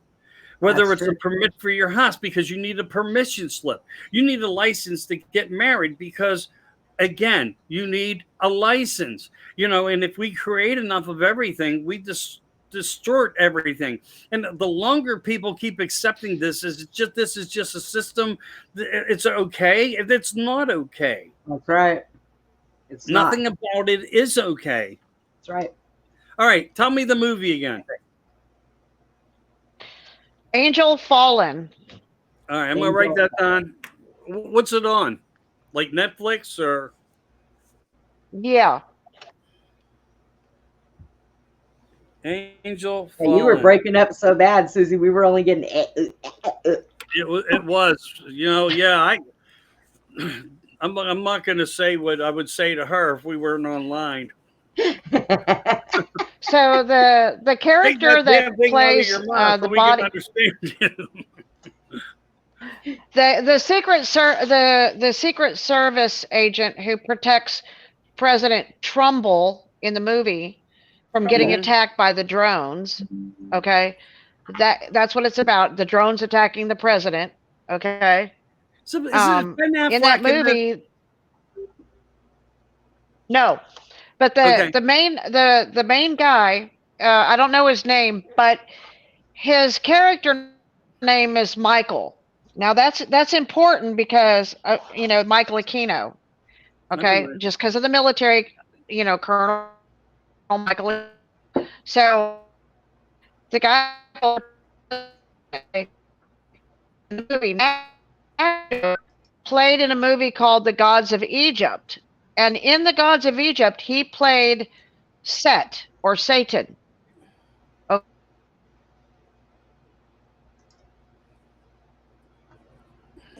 Uh-oh. That's as he reincarnated, of course, many times Satan has been on this planet, so many times you can't even count. But and he started the Temple of Set. Now this character plays Set in that movie. Now in this movie, Michael is the middle name. People realize Angel or Angela.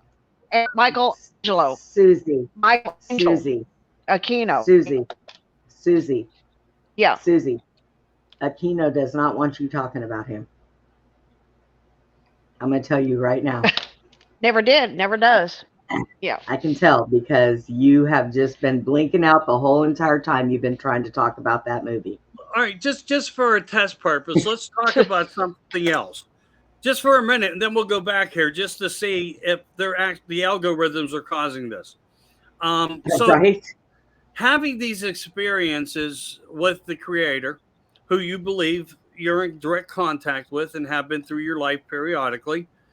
So how do we look at when we hear about like the Lady of Fatima and some of these other countries that are experiencing what they consider to be the Virgin Mary coming with messages of peace and future significances? No. So, I mean, what is What are that? we supposed to take Is about that? alien influence, or I is this think so. I think so because It the would thing of it depend. is- It would well, but that would be it would kind of depend. taking. It would. Yeah, but that would be. Wouldn't that be taking from something that is not God? I mean, Some of how it do we could explain be. Some of it could be alien. Some of it could be. It could be like, you know, some of it could be very much meant to confuse people. Some of it could be sincere, and you know they can ride on the skirts of sincerity, and then they could do the blue beam stuff. You know, with their technology, the aliens could. You we're know, talking if they want 200 people to years go in a ago certain report. direction. We're talking Yeah. reports as Huh? long as we're talking about reports as long as 200 years ago that are on record. Yeah. We're not talking about now in the present. Lady of Fatima. You're talking is about the Fatima. 100 years ago. Yeah. Yeah. Yeah. Yeah. Well, And it could, and that could be, you know, like I'm saying, it depends on the situation, but some of that could be real. Some of it might not be real. Some of it could be, you know, alien. It could be.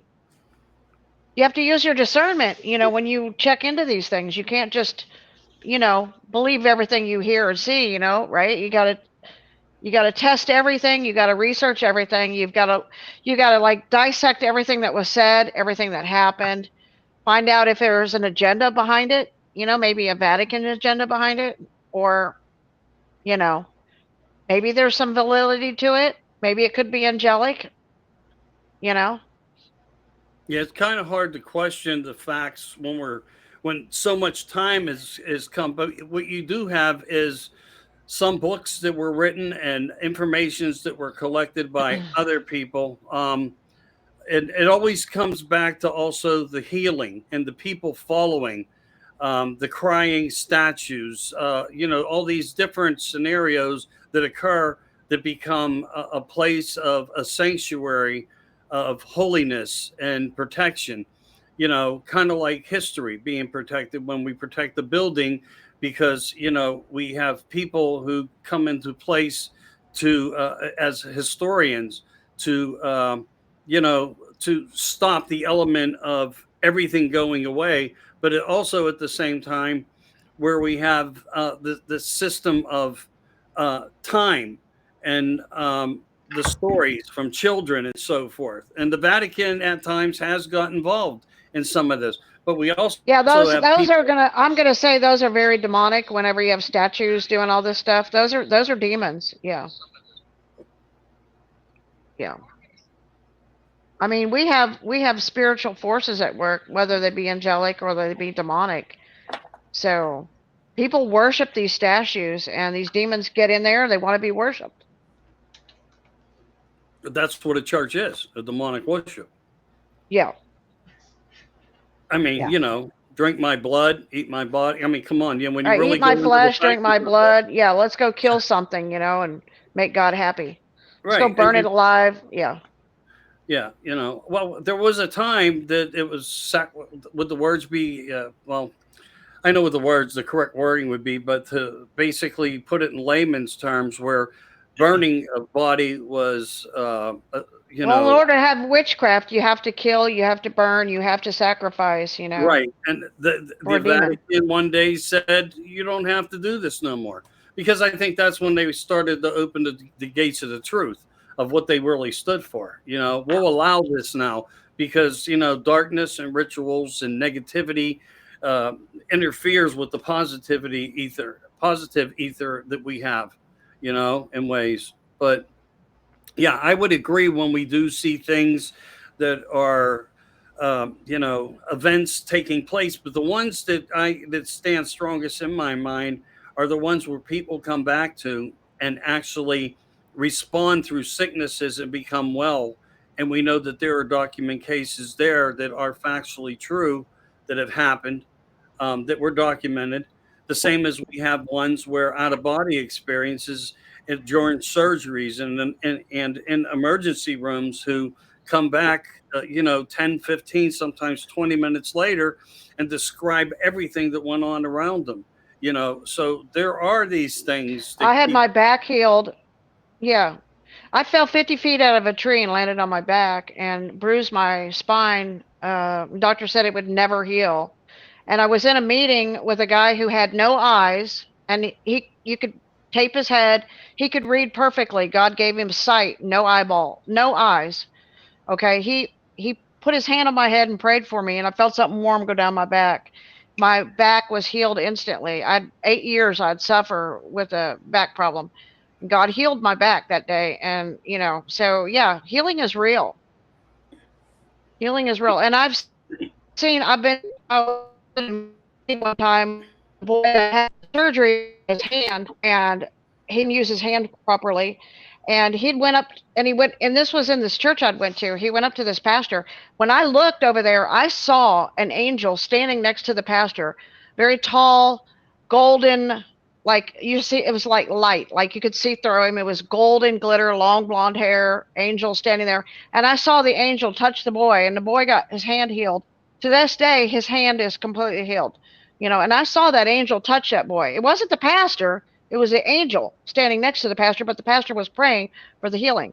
So I believe that there are unseen things in the spiritual realm that do come to help us, that do bring healing, that do have this ability, whether it's vibrational, and it's like, you know what I mean? It's like they correct Did, us and they fix things on our body. did I, But, it is did real. I, Michael, did I ever tell you when I was in the hospital those 14 days about the woman that came into my room that I thought was a nurse? Did I ever tell you what happened? Yeah, we were on the phone for about 45 minutes that morning, I believe. Yeah. So I know about it. If you want to share it to your audience. Because like I said, the doctors have basically written me off. They didn't think I was going to make it. Everything in my stomach was 3 times the size that it should have been. They had, my organs were starting to shut down. There was just no way. And so I was in my room. And of course, when I'm in the hospital, I never rest because I do see spirits. And I kept having this one little girl that kept coming in there and putting her hand like on my cheek, and she was very cold, which I expect. And normally I just see light and figure. I don't ever see somebody's facial features. Once in a blue moon, I seen Susie's daughter's facial features one day, and this little girl, prettiest little girl I ever seen, big blue eyes. And she would just smile at me. So I'm sitting there, and anytime a nurse would walk in, these spirits would take off. This woman came in my room dressed like a nurse. I thought that's who it was. And they didn't leave. And she came over and she sat on the side of my bed. And I just kind of looked at her, and she was looking around the room and smiling. I thought it was odd. And she looked at me, and she put her hands, both hands at that time, on my head. And I felt the pressure of her hands. And she was warm, she wasn't cold. And I just kind of looked at her and she said, "Child, you're in despair." And I said, "No kidding, I'm in the hospital." And she said, "No, no."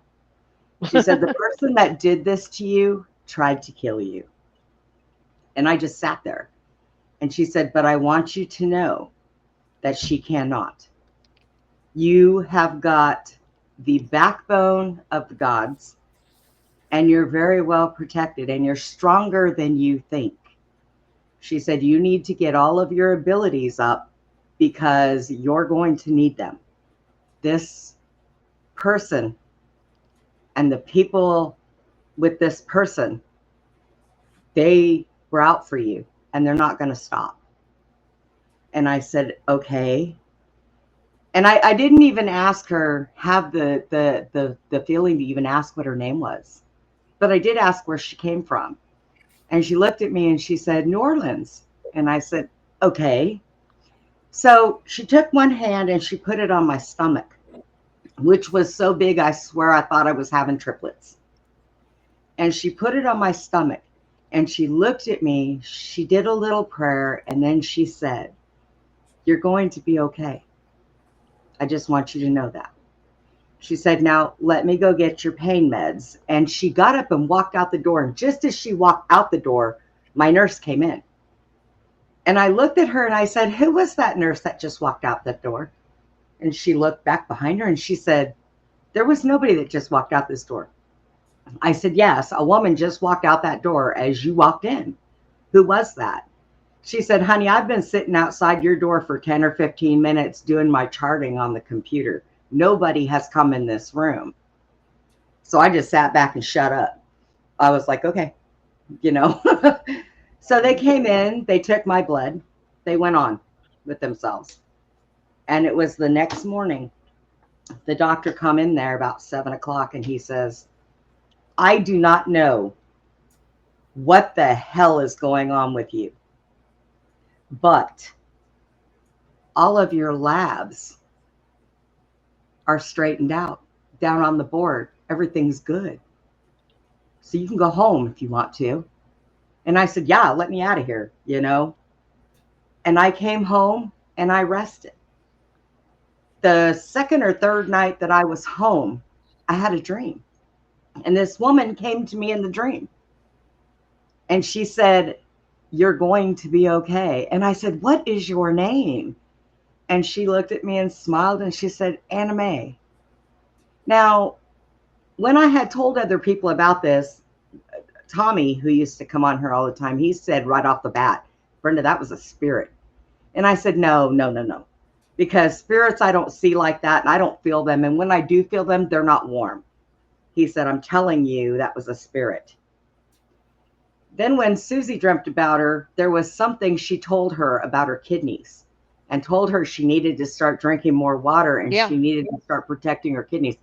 So what I had figured out was this woman was some kind of a angel, per se, of health. That is the only Of thing I can healing, yeah. associate that with. She was some kind of a healing, health type person. Because I know she wasn't reptilian, because I'd have been able to smell her the minute she walked in the door and I'd have been on my butt and pushing it. Get that thing out of here. I know that to me, she seemed human. Like I said, because she was so warm. And I was not afraid of her. And she felt so, because I don't like to be touched. Okay. Even in the hospital, I ask them all the time, "What are you going to do? What are you doing?" But this woman, I allowed her to put her hands on my head. And I just sat there and I felt so comforted, you know. Mm-hmm. It was unnatural for me, but natural feeling, you know. Right. So I think that we do have really good things that are here to help us, whether they're angelic, whether they're extraterrestrial, whether they're just, I don't even know. But Well, I know that I get it. I get it, because it's like, you hear this or you hear that. You hear through an abduction, someone comes back healed from that, even, or you hear in a demonic situation, ghostly situation, where something shows himself in a way as maybe being your mother, and it's not, Right, right, So, right. but so there's that cognitive destructional dissonance that is there. I think it's up to everyone to justify their experiences the best way they can and understand their story in the best way that works for them, And I um, think that's true. I think that they'll come to you in what you would see as see them as something being. comforting to you. Yeah, But right. see, now this woman here, I wouldn't have seen her from Adam. She was a short, heavy set black woman with real chubby cheeks and a thing wrapped on her head. And I mean, I Yeah, she's didn't black. I know saw her her. She's from black. anywhere, you know. Now, had it Yeah. have been somebody coming to me in the She form had a of lot my of mother, authority in the spiritual realm. yeah, When she visited and me, Brenda, she was in another room and she had so much authority. She walked into the room that I was in my dream and she said she wanted to talk to me. And I went in there because this woman was high ranking in authority. I mean, in a good way. And then she told me about my kidneys, that I need to start looking after my kidneys and stuff. And I told Brenda after that, I said, I just met Anna Mae. yeah, and she described her to me and You everything. know, I was like, that sounds like her. So, I yeah. mean, it was the strangest thing. I can honestly say, with as many strange things that have happened to me while I was growing up, and some of the things that I have seen, that was probably the strangest thing ever, because it made sense, but yet it didn't make sense. I couldn't understand what she was saying. And then we went through bloodlines, and I found out a few things about me. And I was like, huh, well, then, I guess so.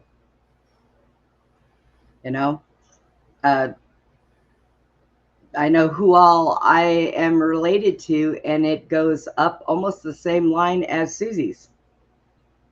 So, Yeah, my last name is Allfather, which I'm a direct descendant from Odin, the Allfather. That's my dad's side. My mom's side, my 10th grandma was Pocahontas, and, it's like, I have like all the kings of England and queens and you name it. Wycliffe, who wrote the Bible, Tyndall, who wrote the Bible, was my grandfather. All these famous, like, I wasn't he don't the know, one that was burned it's at the crazy stake? ancestry. Wasn't he the one that was Huh? burned at the stake? Which one was burned at the Yes, stake by the for Catholic Church. putting Yeah, that Tyndall. in I think English? Tyndall was for Okay, translating. Yeah. yeah. So, I mean, it's sometimes I sit back and I think to myself that life is really an amazing thing. There is so much vast life out there that we don't know about. Learning it Like is King James is 1, 2, and 3, I'm amazing. related to, unfortunately. Yes, But Queen. not 6. I ain't related to that bastard. Excuse my, French, but But there's so much out he there was a still to cousin, learn. okay? And I don't think that I would live long enough to be able to learn half of the stuff that's really out there, you know? Yeah, I don't And think any of us will. I just don't. yeah, It's impossible. I think that there's a lot of amazing things. And hopefully if things get on the right track and they get corrected, that the next few generations that come along don't screw it up and end back up in the same boat as we did growing up. Well, Because something here does take us back to that scenario. It's always that it's a flip. For a certain amount of time, it goes good, and then, of course, wherever good is, evil walks back in. Sometime, somehow, some way, through fame, money, whatever. Oh, so, Uh, look. oh, That's what it boils down. Well, then, I just watched Susie, Michael, and Steven's internet just go down and come back up. What's No. going on?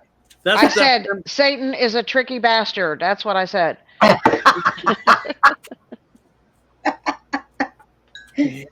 But there's a lot of trickery involved here. But like, look, what in words isn't?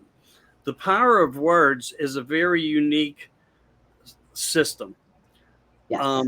It's has misunderstandings and in many ways. So you can look at law, and there's a reason why you need an attorney, because it's confusing unless you understand the terms of the law dictionary of the wording. So, same with medical treatments and so forth. And it doesn't really provide for us because we will always need a system to guide us through it. Right. And that's the part that needs to stop, that we need to come to a commonality, a purpose and understanding and clarity. And that's why the Democrats will always say, and let me be clear on this. Yeah. They make sure you understand the terminology is now changed.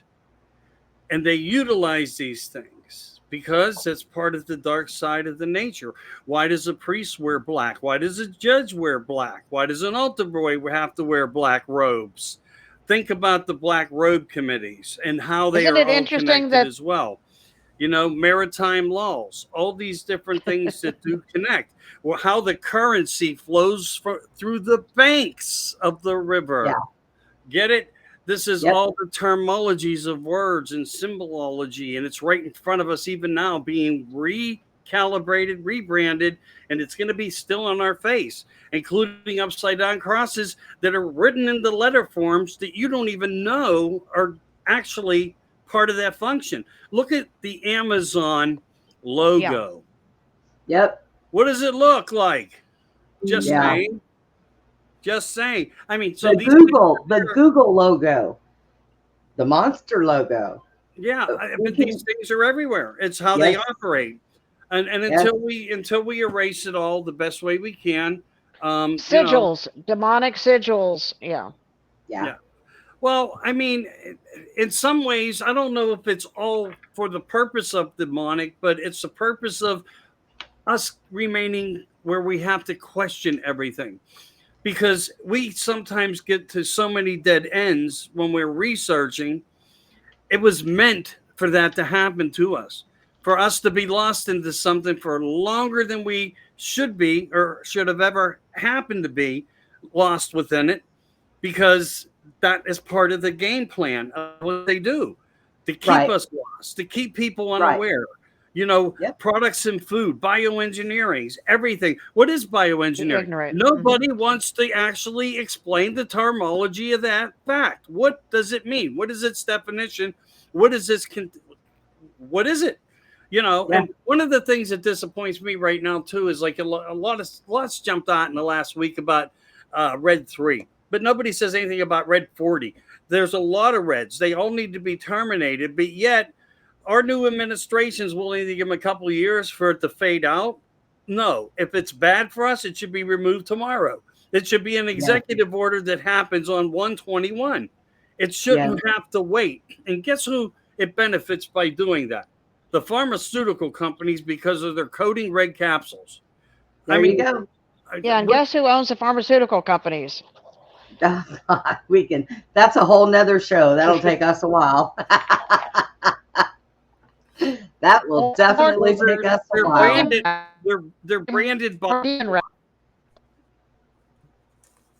they're branded by a lot of investors. I mean, look, even when you get into Elon Musk, I mean, I know we see some fascinating things here, there, and wherever, and we probably still question some things that are here, there, whatever from him.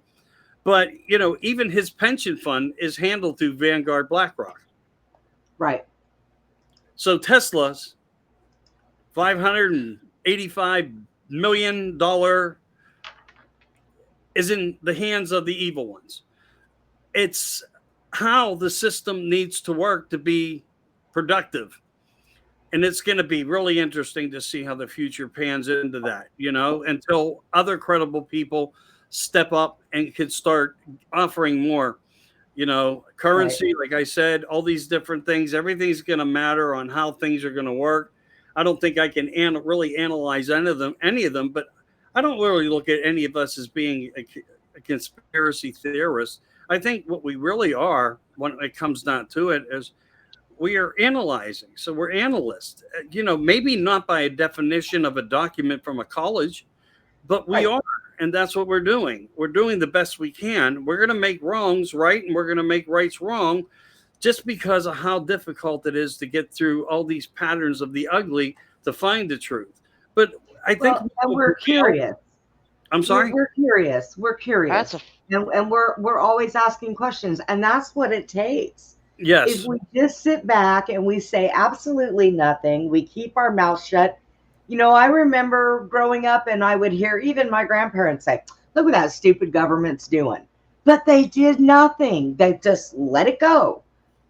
That is where the problem lies. This isn't always an elite problem, people. It is kind of our problem too. It's our fault too, because we have sat back for so long and just accepted everything as if it's normal. Even if we wanted to question it, we didn't say anything. We just like, oh, okay, whatever. No. And going forward, that is not the way it needs to be. By God, if Trump's administration does something that nobody likes, then bring it to Congress's attention. March your butt straight to Congress and say, no, look, this is not right. And we need to figure something else out. Explain to me how this makes sense. We have to be able to govern ourselves, because the reason why they feel we can't is because we haven't been. And that is something that has to happen. Well, that's why they can say that with a note of positivity in their voice, because we haven't stood up for ourselves, and they claim because of that we need their guidance, and they'll guide us through the gates of hell. I want to also bring something else up to you. I gotten a lot of messages tonight to where I shared this. People have tried to come in and watch, unable to. They cannot make comments. I don't know why. I'm just sharing what I was looking down, reading from people that would have probably come in to hang out with us in the chat rooms and so forth. Even my chat's not up. I haven't had a chat up all night. Norma, are we okay on... You don't have any restrictions on it. YouTube? Yeah, no, I don't have any restrictions set on it. Norma, are we okay on YouTube? You see us on YouTube, you guys? Because right now it should only be YouTube and Facebook that we should be streaming on. And I can check my Facebook and see if... Here, I'll read right in Chuck Cook. I had a hard time getting in here, but I finally made it. But I got a lot of private messages from people who know me that were PMing me. But weird. Yeah, so anything that I did, the way I'm looking at it, the possibility exists that it's coming from my side and they're doing something that way. I don't know. The technology's so sophisticated in these ways. Well, we're good on I got at least 10 people that said that. Okay, I'm very, very sorry. Oh my God. Yes, that would have been sorry. really It's nice. not your fault. I just I looked down and said, why? Yeah, Brenda, it's not your fault. Well, my only fault is I'm here, I'm there, I'm everywhere, and I'm running my mouth, And I don't ever want to bring bad, because that one show we did got blasted right off, You know what, though? I laughed because it was so funny. I would love it if your friends could get in there and talk. Oh, my gosh. I messaged YouTube, and I'm like, you know what? You guys are a bunch of pansy sissies. That's the problem. And I do that all the time. I'm always harassing them. Every time they send me a nasty gram, I send them one right back. I'm like, yeah, come to my house. You have my address, I'm pretty sure. That's the way I look at it. I don't care. I'm right there with you, Michael. Come on. I hear you. And with that, ladies, it's getting late. We've been on for a couple hours. I'm gonna go upstairs and try to relax a bit and get something to eat and go to bed. But I appreciate you guys having me. I had a lot of fun. And please don't ever take me as trying to, that's not me. I just I question know you everything. well. I just question Yes, everything you do. to try to understand more and to try to see how people are also seeing it. Hearing That's how right. you see it, what your experiences are, help me, guide me, and put me into a different perspective too. I do it to everybody, I really do, but not for Yeah. not for bad reasons, for good ones. But again, thanks for having me on. I appreciate it. Something was in Thank the you. oven when I Yeah. went up for the coffee. I was like, oh, I got to get back up here, don't I? So anyway, Oh welcome no. On your way to get coffee, Michael. and you know what? Usually I only stay on for an hour, but for you, Brent, I don't mind doing it because it's fun. We talk, we pass time. We all need that kind of interaction in our lives. I know I do. So I appreciate you guys, and I want to wish you the best of luck into the future doing what you do and having great guests on and so forth. You have a great product here. Keep it strong, and keeping the fight. God Let's watch bless what you. happens, and who knows? Maybe in another month or so, ask me back on. Let's figure out what we see happens in the Yeah, future, and maybe we can absolutely. discuss it, be disgusted with it, or be happy with it. And you know what? Also, What's that? um, What's I that? want to make sure that you tell people where they can find your shows at because, Oh, just look on Facebook. It doesn't matter. Look, my thing is, it's not about where I get. I'm just not at that. It's not about where I get. It's where I stood while I lived. that's true. That's You true. guys have a great night. I Thank appreciate you, you. Michael, so much. And I'm God looking bless. forward to our Thank next you 4 so much. o'clock epiphany All right, man. Oh, there goes conversation. that light. He turned on his headlights again. You were premature Damn it. there, Steve. Premature. See you later. Good night. Good night. All right, Steve, you can turn it on. Wow. He's a fireball, isn't he? Oh, I just love him to death. He is great. Like I said, I've Oh. known him for so long. Your phone's doing that thing again, Steve. It's because he's in the car. When he researches, I know. I wish it wouldn't do that. he does such an awesome job because he has been doing it for so long, and he asks all those questions that need to be asked. And like I said, I love when he Yeah. calls me at 4 o'clock in the morning because he's had an epiphany. And guess what? What?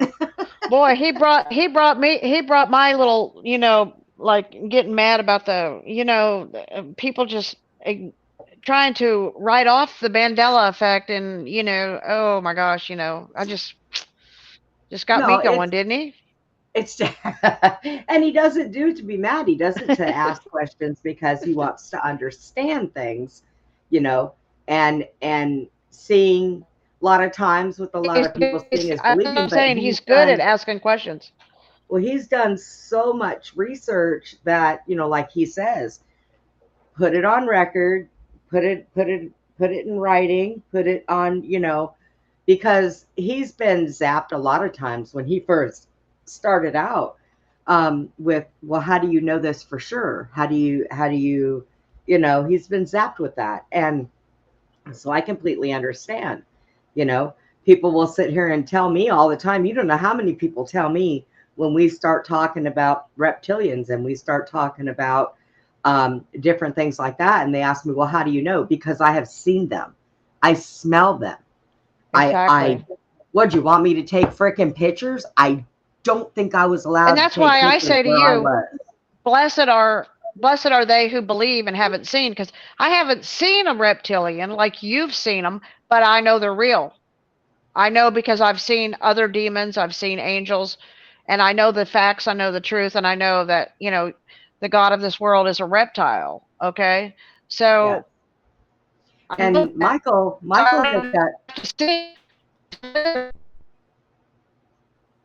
has got so much knowledge about so many things.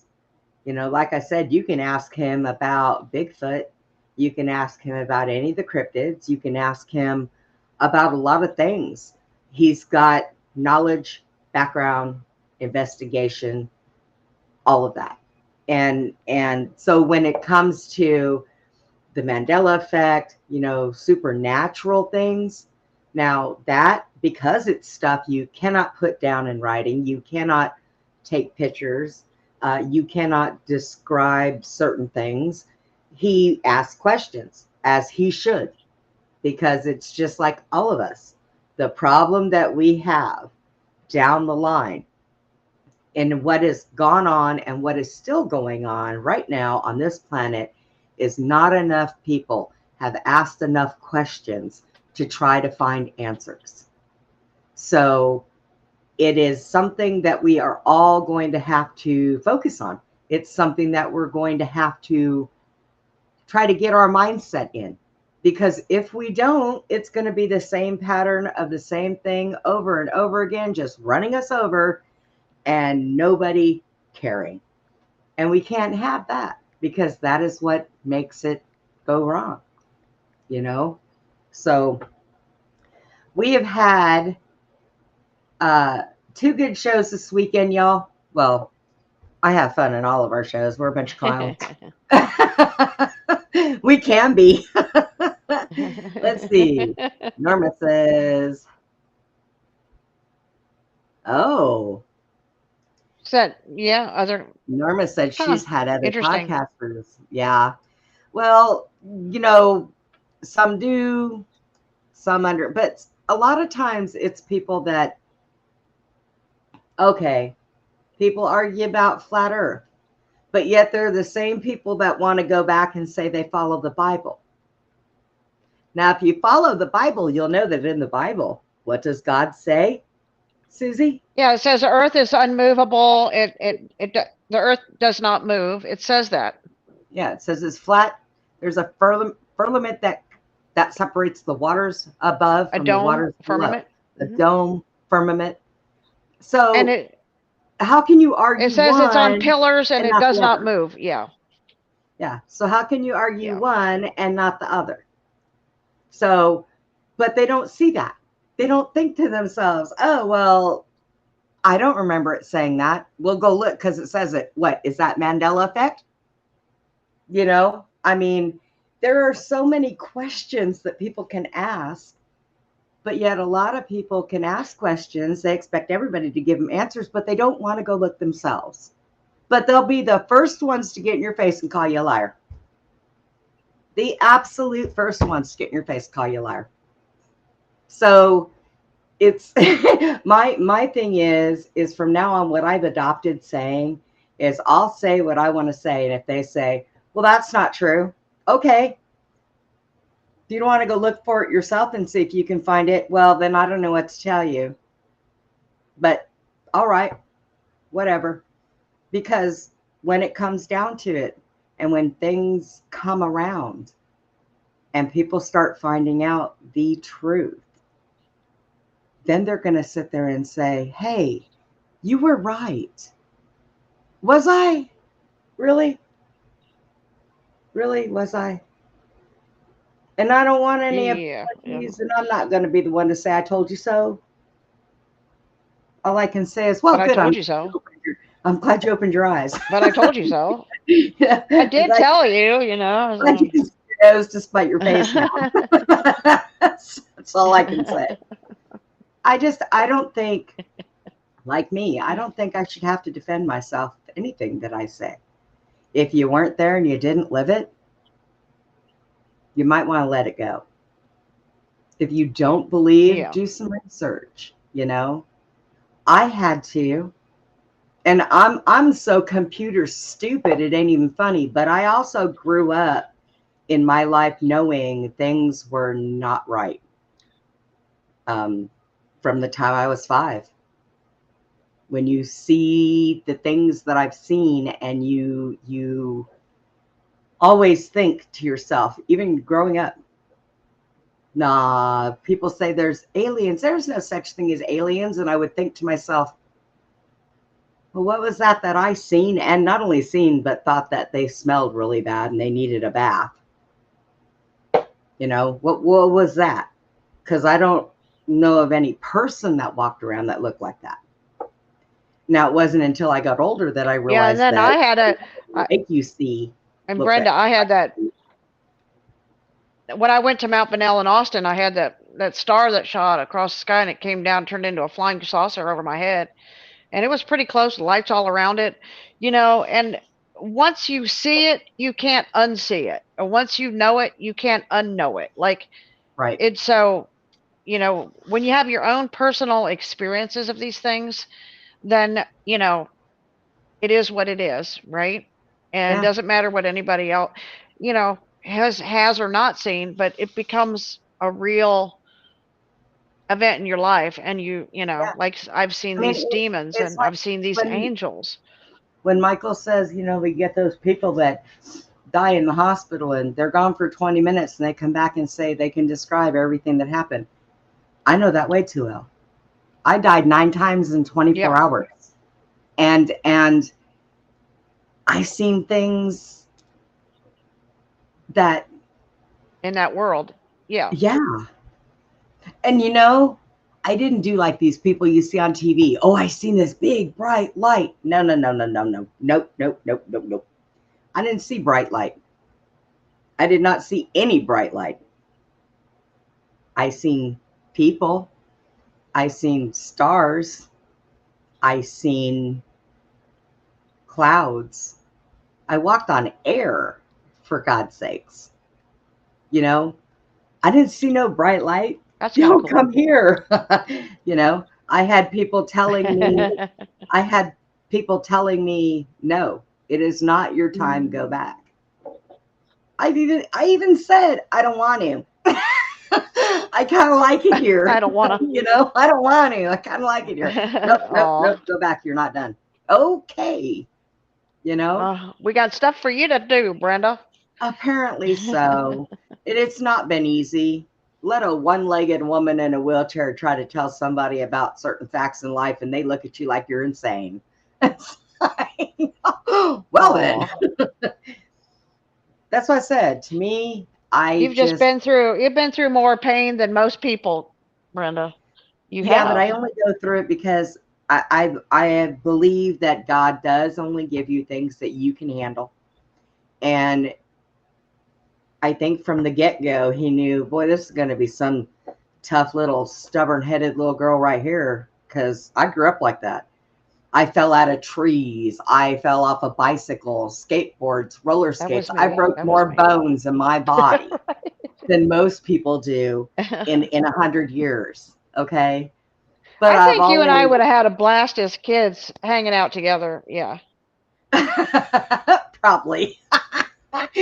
Although I would have come up with the idea of being in the car with Otis and Tool telling you, grab your strap on your purse. We're going to choke these bitches on the way.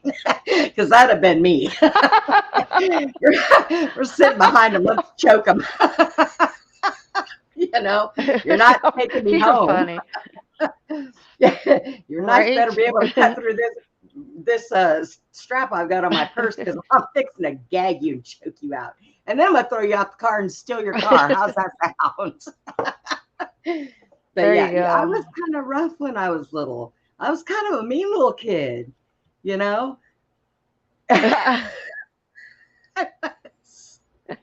I was a tomboy.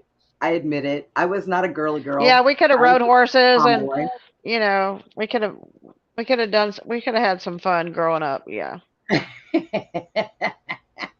Yes, you're right. We would have been. Norma said you two would have always been in a lot of trouble. Do you see that? Yeah, probably.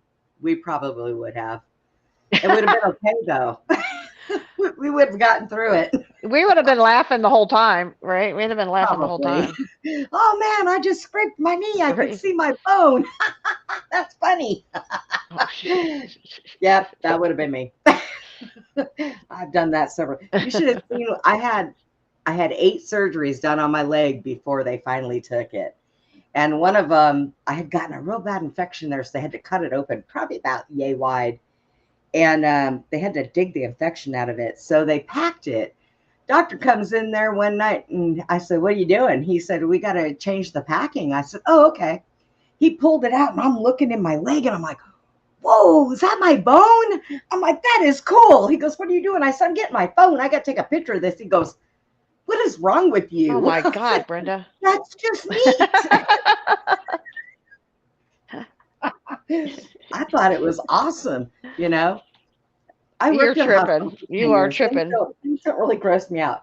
There's only one thing that grosses me out, and that's when somebody hawks a loogie. I cannot stand that. Makes me want to slap somebody in their face. I hate that. But Oh, Brett asked if I could throw a rope. Yeah, I do know how to throw a rope. I do know how to rope, but I don't necessarily go out and rope, but I do know how to do, I know how to rope. Yeah. Brent, do you want Sissy? You want Sissy to wrestle you up? Watch out there. Can you rope? Yeah. Yeah, Norma. What do you want me to rope? Some of the bad guys, we'll lasso them up, He okay? wants you to lasso you up. Lasso him up. Norma, Putin is doing better. He does still pull his leg up every once in a while, but he's starting to use his leg more. I think if he overdoes it, then he kind of hurts himself a little bit. So he has to pull it up. But he is doing better, thank you. He's under my bed on his bed asleep right now. I'm kind of surprised. Earlier in the show, he started woofling, and I couldn't figure out why. And I had to have Jack come in here and find out what his problem was. And he had gone in his little thing and used his potty pad and peed, and he wanted his treat. And he was not letting anything go till he got his treat. He was at the baby gate, because we've got Tucker locked in the room. He was at his baby gate woofling for Jack to come and give him his treat because mommy was busy. I'm telling you, this dog is smart for such a little itty bitty. He's got such an itty bitty head, because he's an apple head, that I swear his brain must be all over his body, because he is so freaking smart, and he does not forget anything. And I can't take him back to that same groomer, because if he got hurt there, he'll remember it. So I have to find another one. So, which upsets me. Hey, Brenda. Hey, what? I was just looking at these messages, and I see when Holly said something. She was saying about the demons smelling bad. You know about that, don't you? Yes. Yes. Yes. Because even in reptilians, they smell really bad, right? The reptilians do, but also now in a spiritual thing, if before I lost my leg, I used to, like I told you guys, I used to go to cemeteries and different things like that. I see spirits, but demons will hide from me. But they do also smell. And they're just more of they smell sulfury, but not as bad as the reptilians do.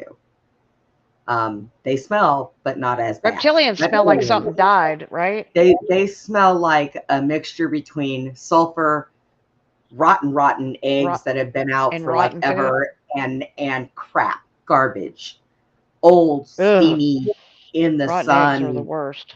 100-degree weather garbage. They stink real bad. Yeah, they stink bad. But yeah, no, spiritual demons, they smell. They don't like me. They do hide. But I know they're there, and I feel them, and I usually turn around and say, why are you hiding from me? If they try to come across as a child and it's hiding from me, I know it's not a child. And it'll hide from me, and I'll say, why are you hiding from me? You know, if you're that big and you're that bad, why are you hiding from me? And then they tell you don't taunt them. And I don't taunt them. I'm asking a question. I'm asking why they're hiding. That's not taunting. Taunting would be, come on out here, I'm going to box with you, you asshole. I'm going to wipe the floor. That would be taunting. I don't taunt them. You should never taunt them because they can be very wicked. And I have been bit in Well, the you know, center of my yeah, back, in between my shoulder blades. I was bit, that's and crazy. and the Yeah. biting went like upper teeth, a space, and a hole, and almost like vampire teeth. So I've been bit. I've been scratched. I've had my hair pulled. Um, I've been I've had my clothes That's pulled the to where it physical knocked me or the down. spiritual coming through physically. Do what? I said Uh-oh. that's the spiritual coming into the physical. I think so. Did you hear me? Yes. Yeah, I Yeah. think so. But Yeah, it manifested into the physical. they don't continue around me, and I don't know why. But I can usually, if they're inside of someplace, I can feel them when I'm outside. When I'm outside, I'll get this upset stomach, and my every hair on my body will stand up.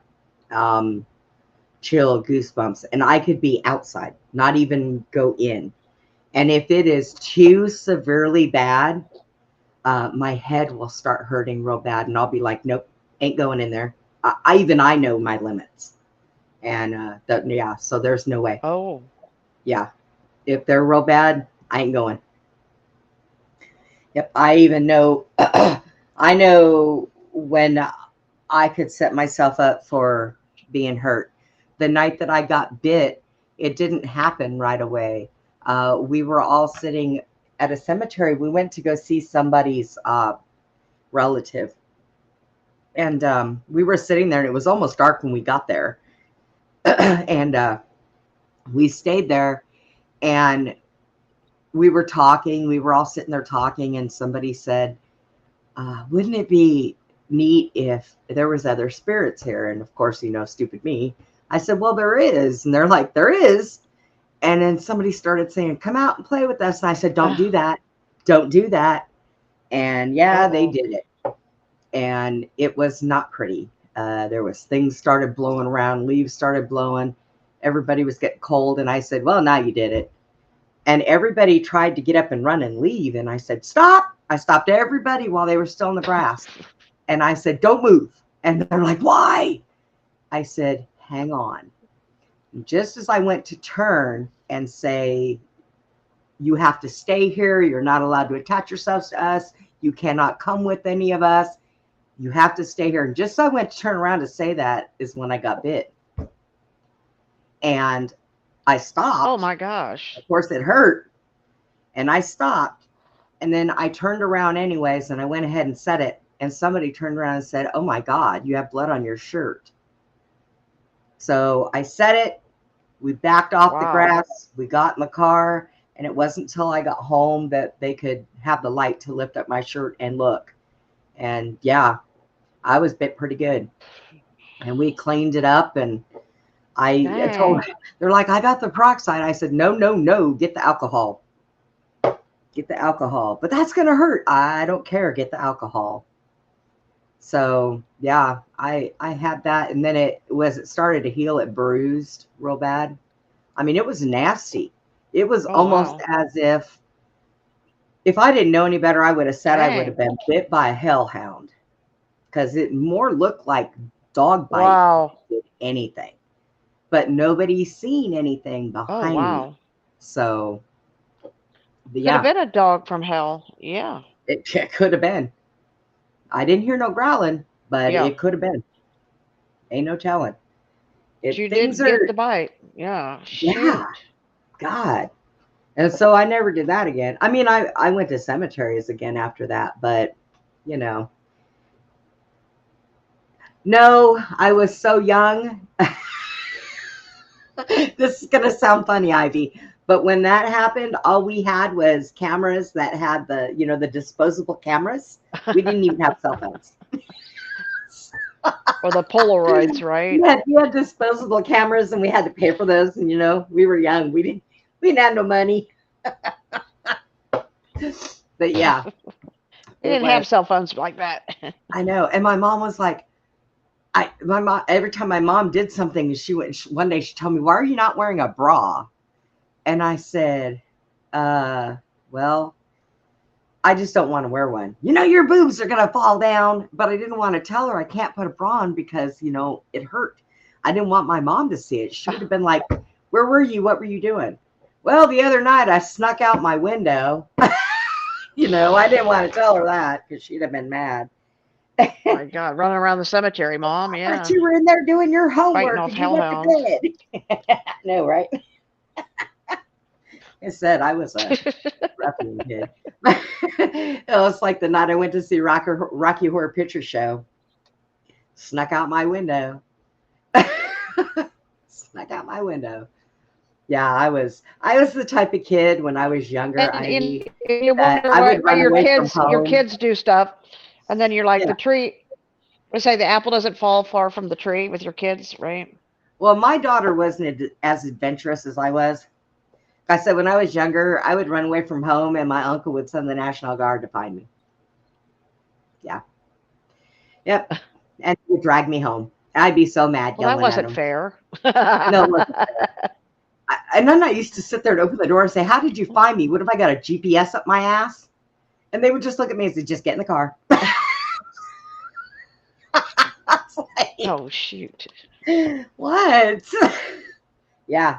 I don't know. I've never been checked. I really someday should look in my body to see if I had some kind of thing to follow me around. I've never checked. Because they found me every time. And I didn't care where I went. They found me. Yeah. It's like, God, man. You never know. People just leave me alone. I would say, tell them I'm not here. And they'd be like, nope, we know she's here. And they would just come in the door and find me, take me. And then I then I would hear, I would tell you you're grounded, but I don't think that would do any good. Like, yeah, you're right. You're just going to sneak back out again. Sneak back out again.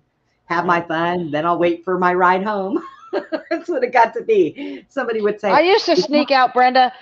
When I was living with my grandparents, I used to sneak out. I know, hey, I used to go hang out with the kids in high school. So one night I snuck out, right? And I was in the second story in my grandma and grandpa's house where I lived, right? And so when I went out, she locked the door. I got locked out, right? And so I had to go to the neighbor's house and get this big ladder and then go back to my house and put it up to my bedroom. And then I had to go up the ladder, get in my window, and I looked down the hallway and I could see Grandma and Grandpa sleeping on the bed. And I had to really quiet, drop into my room, sneak that back down the stairs, go outside, get the ladder, take it back to the neighbor's house, and then come back in. Next morning, Grandma says, so where were you last night? Well, your door was open, so I'm pretty sure they. Dang, I thought I was pretty, I was pretty tough going up the ladder and all. Norma was right. We probably would have been in a whole lot of trouble. Yeah, we'd have. Sending Morse code back and forth. Susie, I'm sneaking out tonight. Meet me at the milkshake place. Yeah. Yeah, meet you down the road, down the, the field, Okay, all right. But you know what, though? I think, I sit here and I think about how the kids or the people today that don't really realize what's happening on this earth right now, I think that those were the ones that went to school, paid attention, went to college, all that other stuff, where we lived our lives, even if we had to sneak out to do it. And look at what we know now. We had a lot of common sense when we were younger, like to try not to get caught. And, we planned strategic maneuvers. We thought we did, yeah. Where were you last night? Oh, busted. Well, I didn't get caught so much. My brother, I remember I used to go out with a bunch of my friends. And not too much. You got caught too much. Yeah. But one night I gone to a friend's house and we were listening to her boyfriend. He was in a band and they were playing in a garage. And they kept handing out this iced tea that I thought was just awesome. It tasted so good. Didn't dawn on me till I stood up. There was something in that iced tea. And it was slow gin. Uh-oh. do you know, I was like, oh my God, I can't go home like this. You know, they're pulling over. I'm sticking my head out the car. I'm throwing up. And so my friend says, well, when we get back to the house, we'll go to my aunt's, because her aunt was pretty cool. And we'll go to my aunt's and we'll call your mom and say, you're going to spend the night with me. I'm like, okay. So her aunt called. The girls are here. I just want to let you know, is it okay if Brenda spends the night? And she's like, yeah. I'm like, oh, thank God. You know, but I would do stuff like that. And my mother, we had a curfew. For every minute we were late on our curfew, we got grounded a day. So if I was ever late, like one night we were going to be late and I called my mom from a payphone. And I'm like, Mom, we broke down. We don't have a jack. We got somebody coming with a jack to help, you know, Freeman change his tire on his car. She's like, okay, well, get here as soon as you can. Okay, Mom. I go home. 4 days later, what does my brother do? He tries the same excuse that I had. And my mom's like, oh, no, that doesn't happen to both of my kids. I don't think so. So my brother would get in trouble. And it's like, I would look at him and say, stupid, come up with your own excuses. Don't use mine. You know, it's like, my mom's not really stupid. I never got in trouble, though. I was the good child. I don't know how. I don't know how. I would get into so much Well, stuff. I told you that Joel. I told Joel not long ago about when we had this little car, call it the Stallion. It was a little, I think it was a little Honda or something. Can you hear me? Yes. What you said? Can you still hear me? Yeah, I can hear you now. Okay. So he tells me that late at night he used to sneak out and he called it the hoopty. And he used to get in the hoopty and drive all over the neighborhood in Bastrop. And late at night he'd drive around and he'd come back, and I'm like, and I never knew that. And I'm like, so even Joel did like me. He was sneaking out and driving the hoopty around, you know, learning how to drive, you know, at night. I'm like, what? I was like, I guess the apple doesn't fall far from the tree here. You know. That's right. That's right. That's probably right. But my daughter wasn't as adventurous as me. She did some stuff, but she got caught. And I'll tell you how she got caught. She got caught because her mama used to do all that stuff. But I used to tell her the same thing I would tell my brother. You know, make your own unique ways. Don't try the same things I did, because you won't get away with it, because I'll know. I will know. So she just never tried. It's just never tried. She's like, nope, my mom will find out. I did one thing to her when she was younger, because we didn't have cell phones, so it's not like I could ground my daughter from her phone. It didn't do me any good to ground her and tell her that she had to stay in the house, because my daughter hardly ever went anywhere. Her friends all came to our house. So one night I heard her and her friend in the room giggling, and I got up and went to walk by her room, and I could smell pot. So I went and I told my ex-husband, I said, hey, he said what? I said, I think Trisha and Michelle are in there smoking weed. He goes, really? I said, yeah. So we sneak over there down the hallway and we open the door and we busted them. Now my thing was, where'd you get it? Because you don't get that stuff for free. So where'd you get it? Where'd you get the money for it? And she said, well, Michelle's dad's friend gave it to us. I said, okay, first thing is, you don't ever just get weed from anybody that gives it to you. If you cannot buy it, you cannot afford it, then you don't need it. Okay, that was my thing. So we took it away from her. She was so mad. So I was trying to think, how am I going to ground this child? And it dawned on me. I said, so you are not allowed to wear makeup to school for the next week. What? She said to me. I said, you heard me. No makeup for a whole week. Do you know my daughter is 38 years old, and still to this day, she tells me how much that hurt her, that she could not wear makeup to school for a whole week. And it's that affected her girly it never thing, and it never happened again, and it always stuck with her. So I kind of made a good decision, you know. It's like kind of worked, huh? It did work. Well, guys, Yeah. I think that I think we are going to go ahead and we're going to call it a night. Because Abe should be starting his show. Oh no, wait, he went out tonight. Okay, never mind. But hopefully he had a good night out. They hit. Look, they were on the show last night. Didn't dawn on anybody. I was like, oh my gosh, you guys hit 3K subscribers, and I'm like, hello, you hit 3K subscribers, Abe. Finally, Jesse reads it and says, oh, look at there. I was like, yay. So he said he was going to celebrate that tonight when he went out dancing. So, yeah, pretty good job. I was proud of him. I was like, there you go. You got to work That's hard pretty for that good. stuff. Yeah, that's great. You have to work hard for it. Oh, definitely. We haven't been, Right? we've only been doing this, what's today? Today is the 18th. Today is January still. Yeah. So sometime around the middle of this When month. did we start doing our shows? A year ago. But we've only done them like Okay. 2 nights a week. So, and we had, let's see, 2 weeks off when I was in the hospital.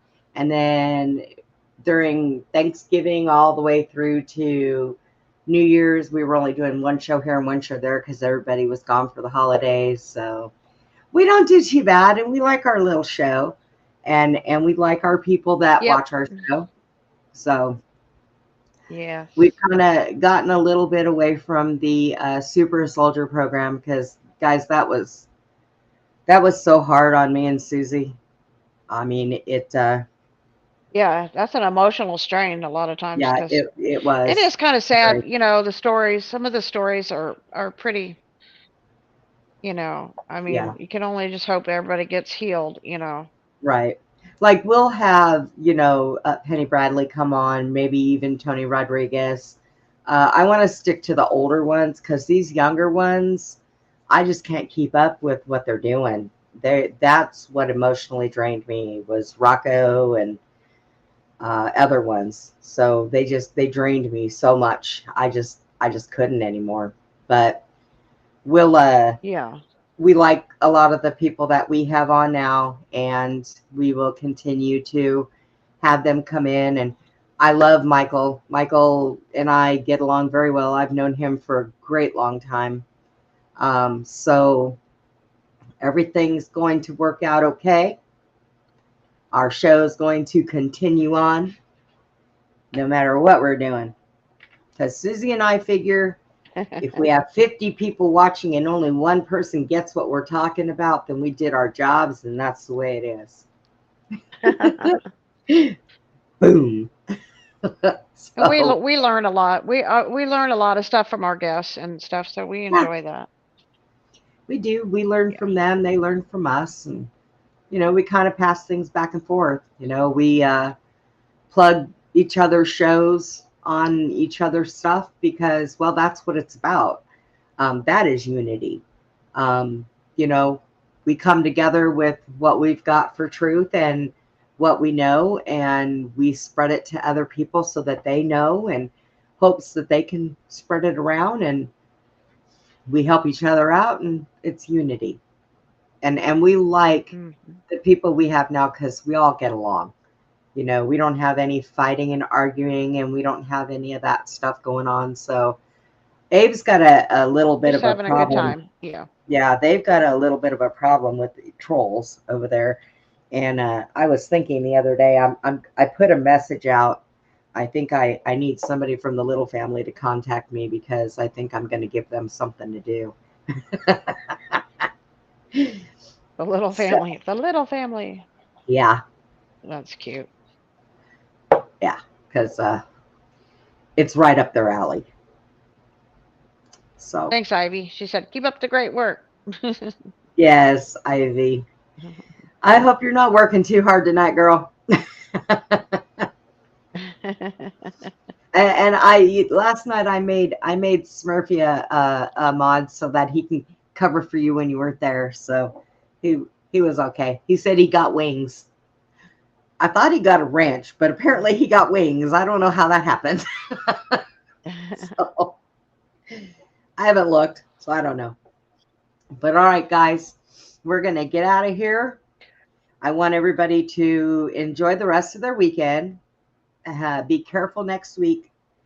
Here it's going to get bad here in, the next few days, apparently. So everybody just be very careful. Keep your head on a swivel. Right, Ivy? But, and everybody take care. And we will see you next weekend. Keep an eye on the, whatever you call that. Oh, the notifications for the shows that'll be coming up. I don't know what we're doing yet. Who knows? You never know with us. We might just like pull something out of our behinds and want to do a Susie story time again. We like that. But Susie's got stuff to do next weekend. She's going to that. Aren't you going to the Yeah, I'm going to the horse show. Yeah. Sorting. Yeah. Yeah. So we'll see what happens. I'm hoping maybe sometime next weekend I can talk Steve into us doing more on the, maybe doing some stuff on the World's Fairs and some of the old structure buildings. And I keep telling Steve he needs to go to school because he really loves architecture. So I think that he would make a very good foreman for an architecting company. But, I didn't take a class on the Chicago World's Fair. Do what? I took a class on the Chicago World's Fair. Oh, you took a class? wow. Yeah. Well, hot So I diggity know dog. about architecture in general. All right. Well, then. All right, everybody. I hope you enjoyed tonight's show. And we have been on, well, we've been on about 2 hours because we didn't start early, but we started a little bit later than I had anticipated, but we still did it. We've been on a while. So, yeah. Yeah, we started at like 7:39 or something like that. So good night, y'all. We love y'all. We will see you next weekend. And like always, guys, please be kind to one another. Have a good night. God bless.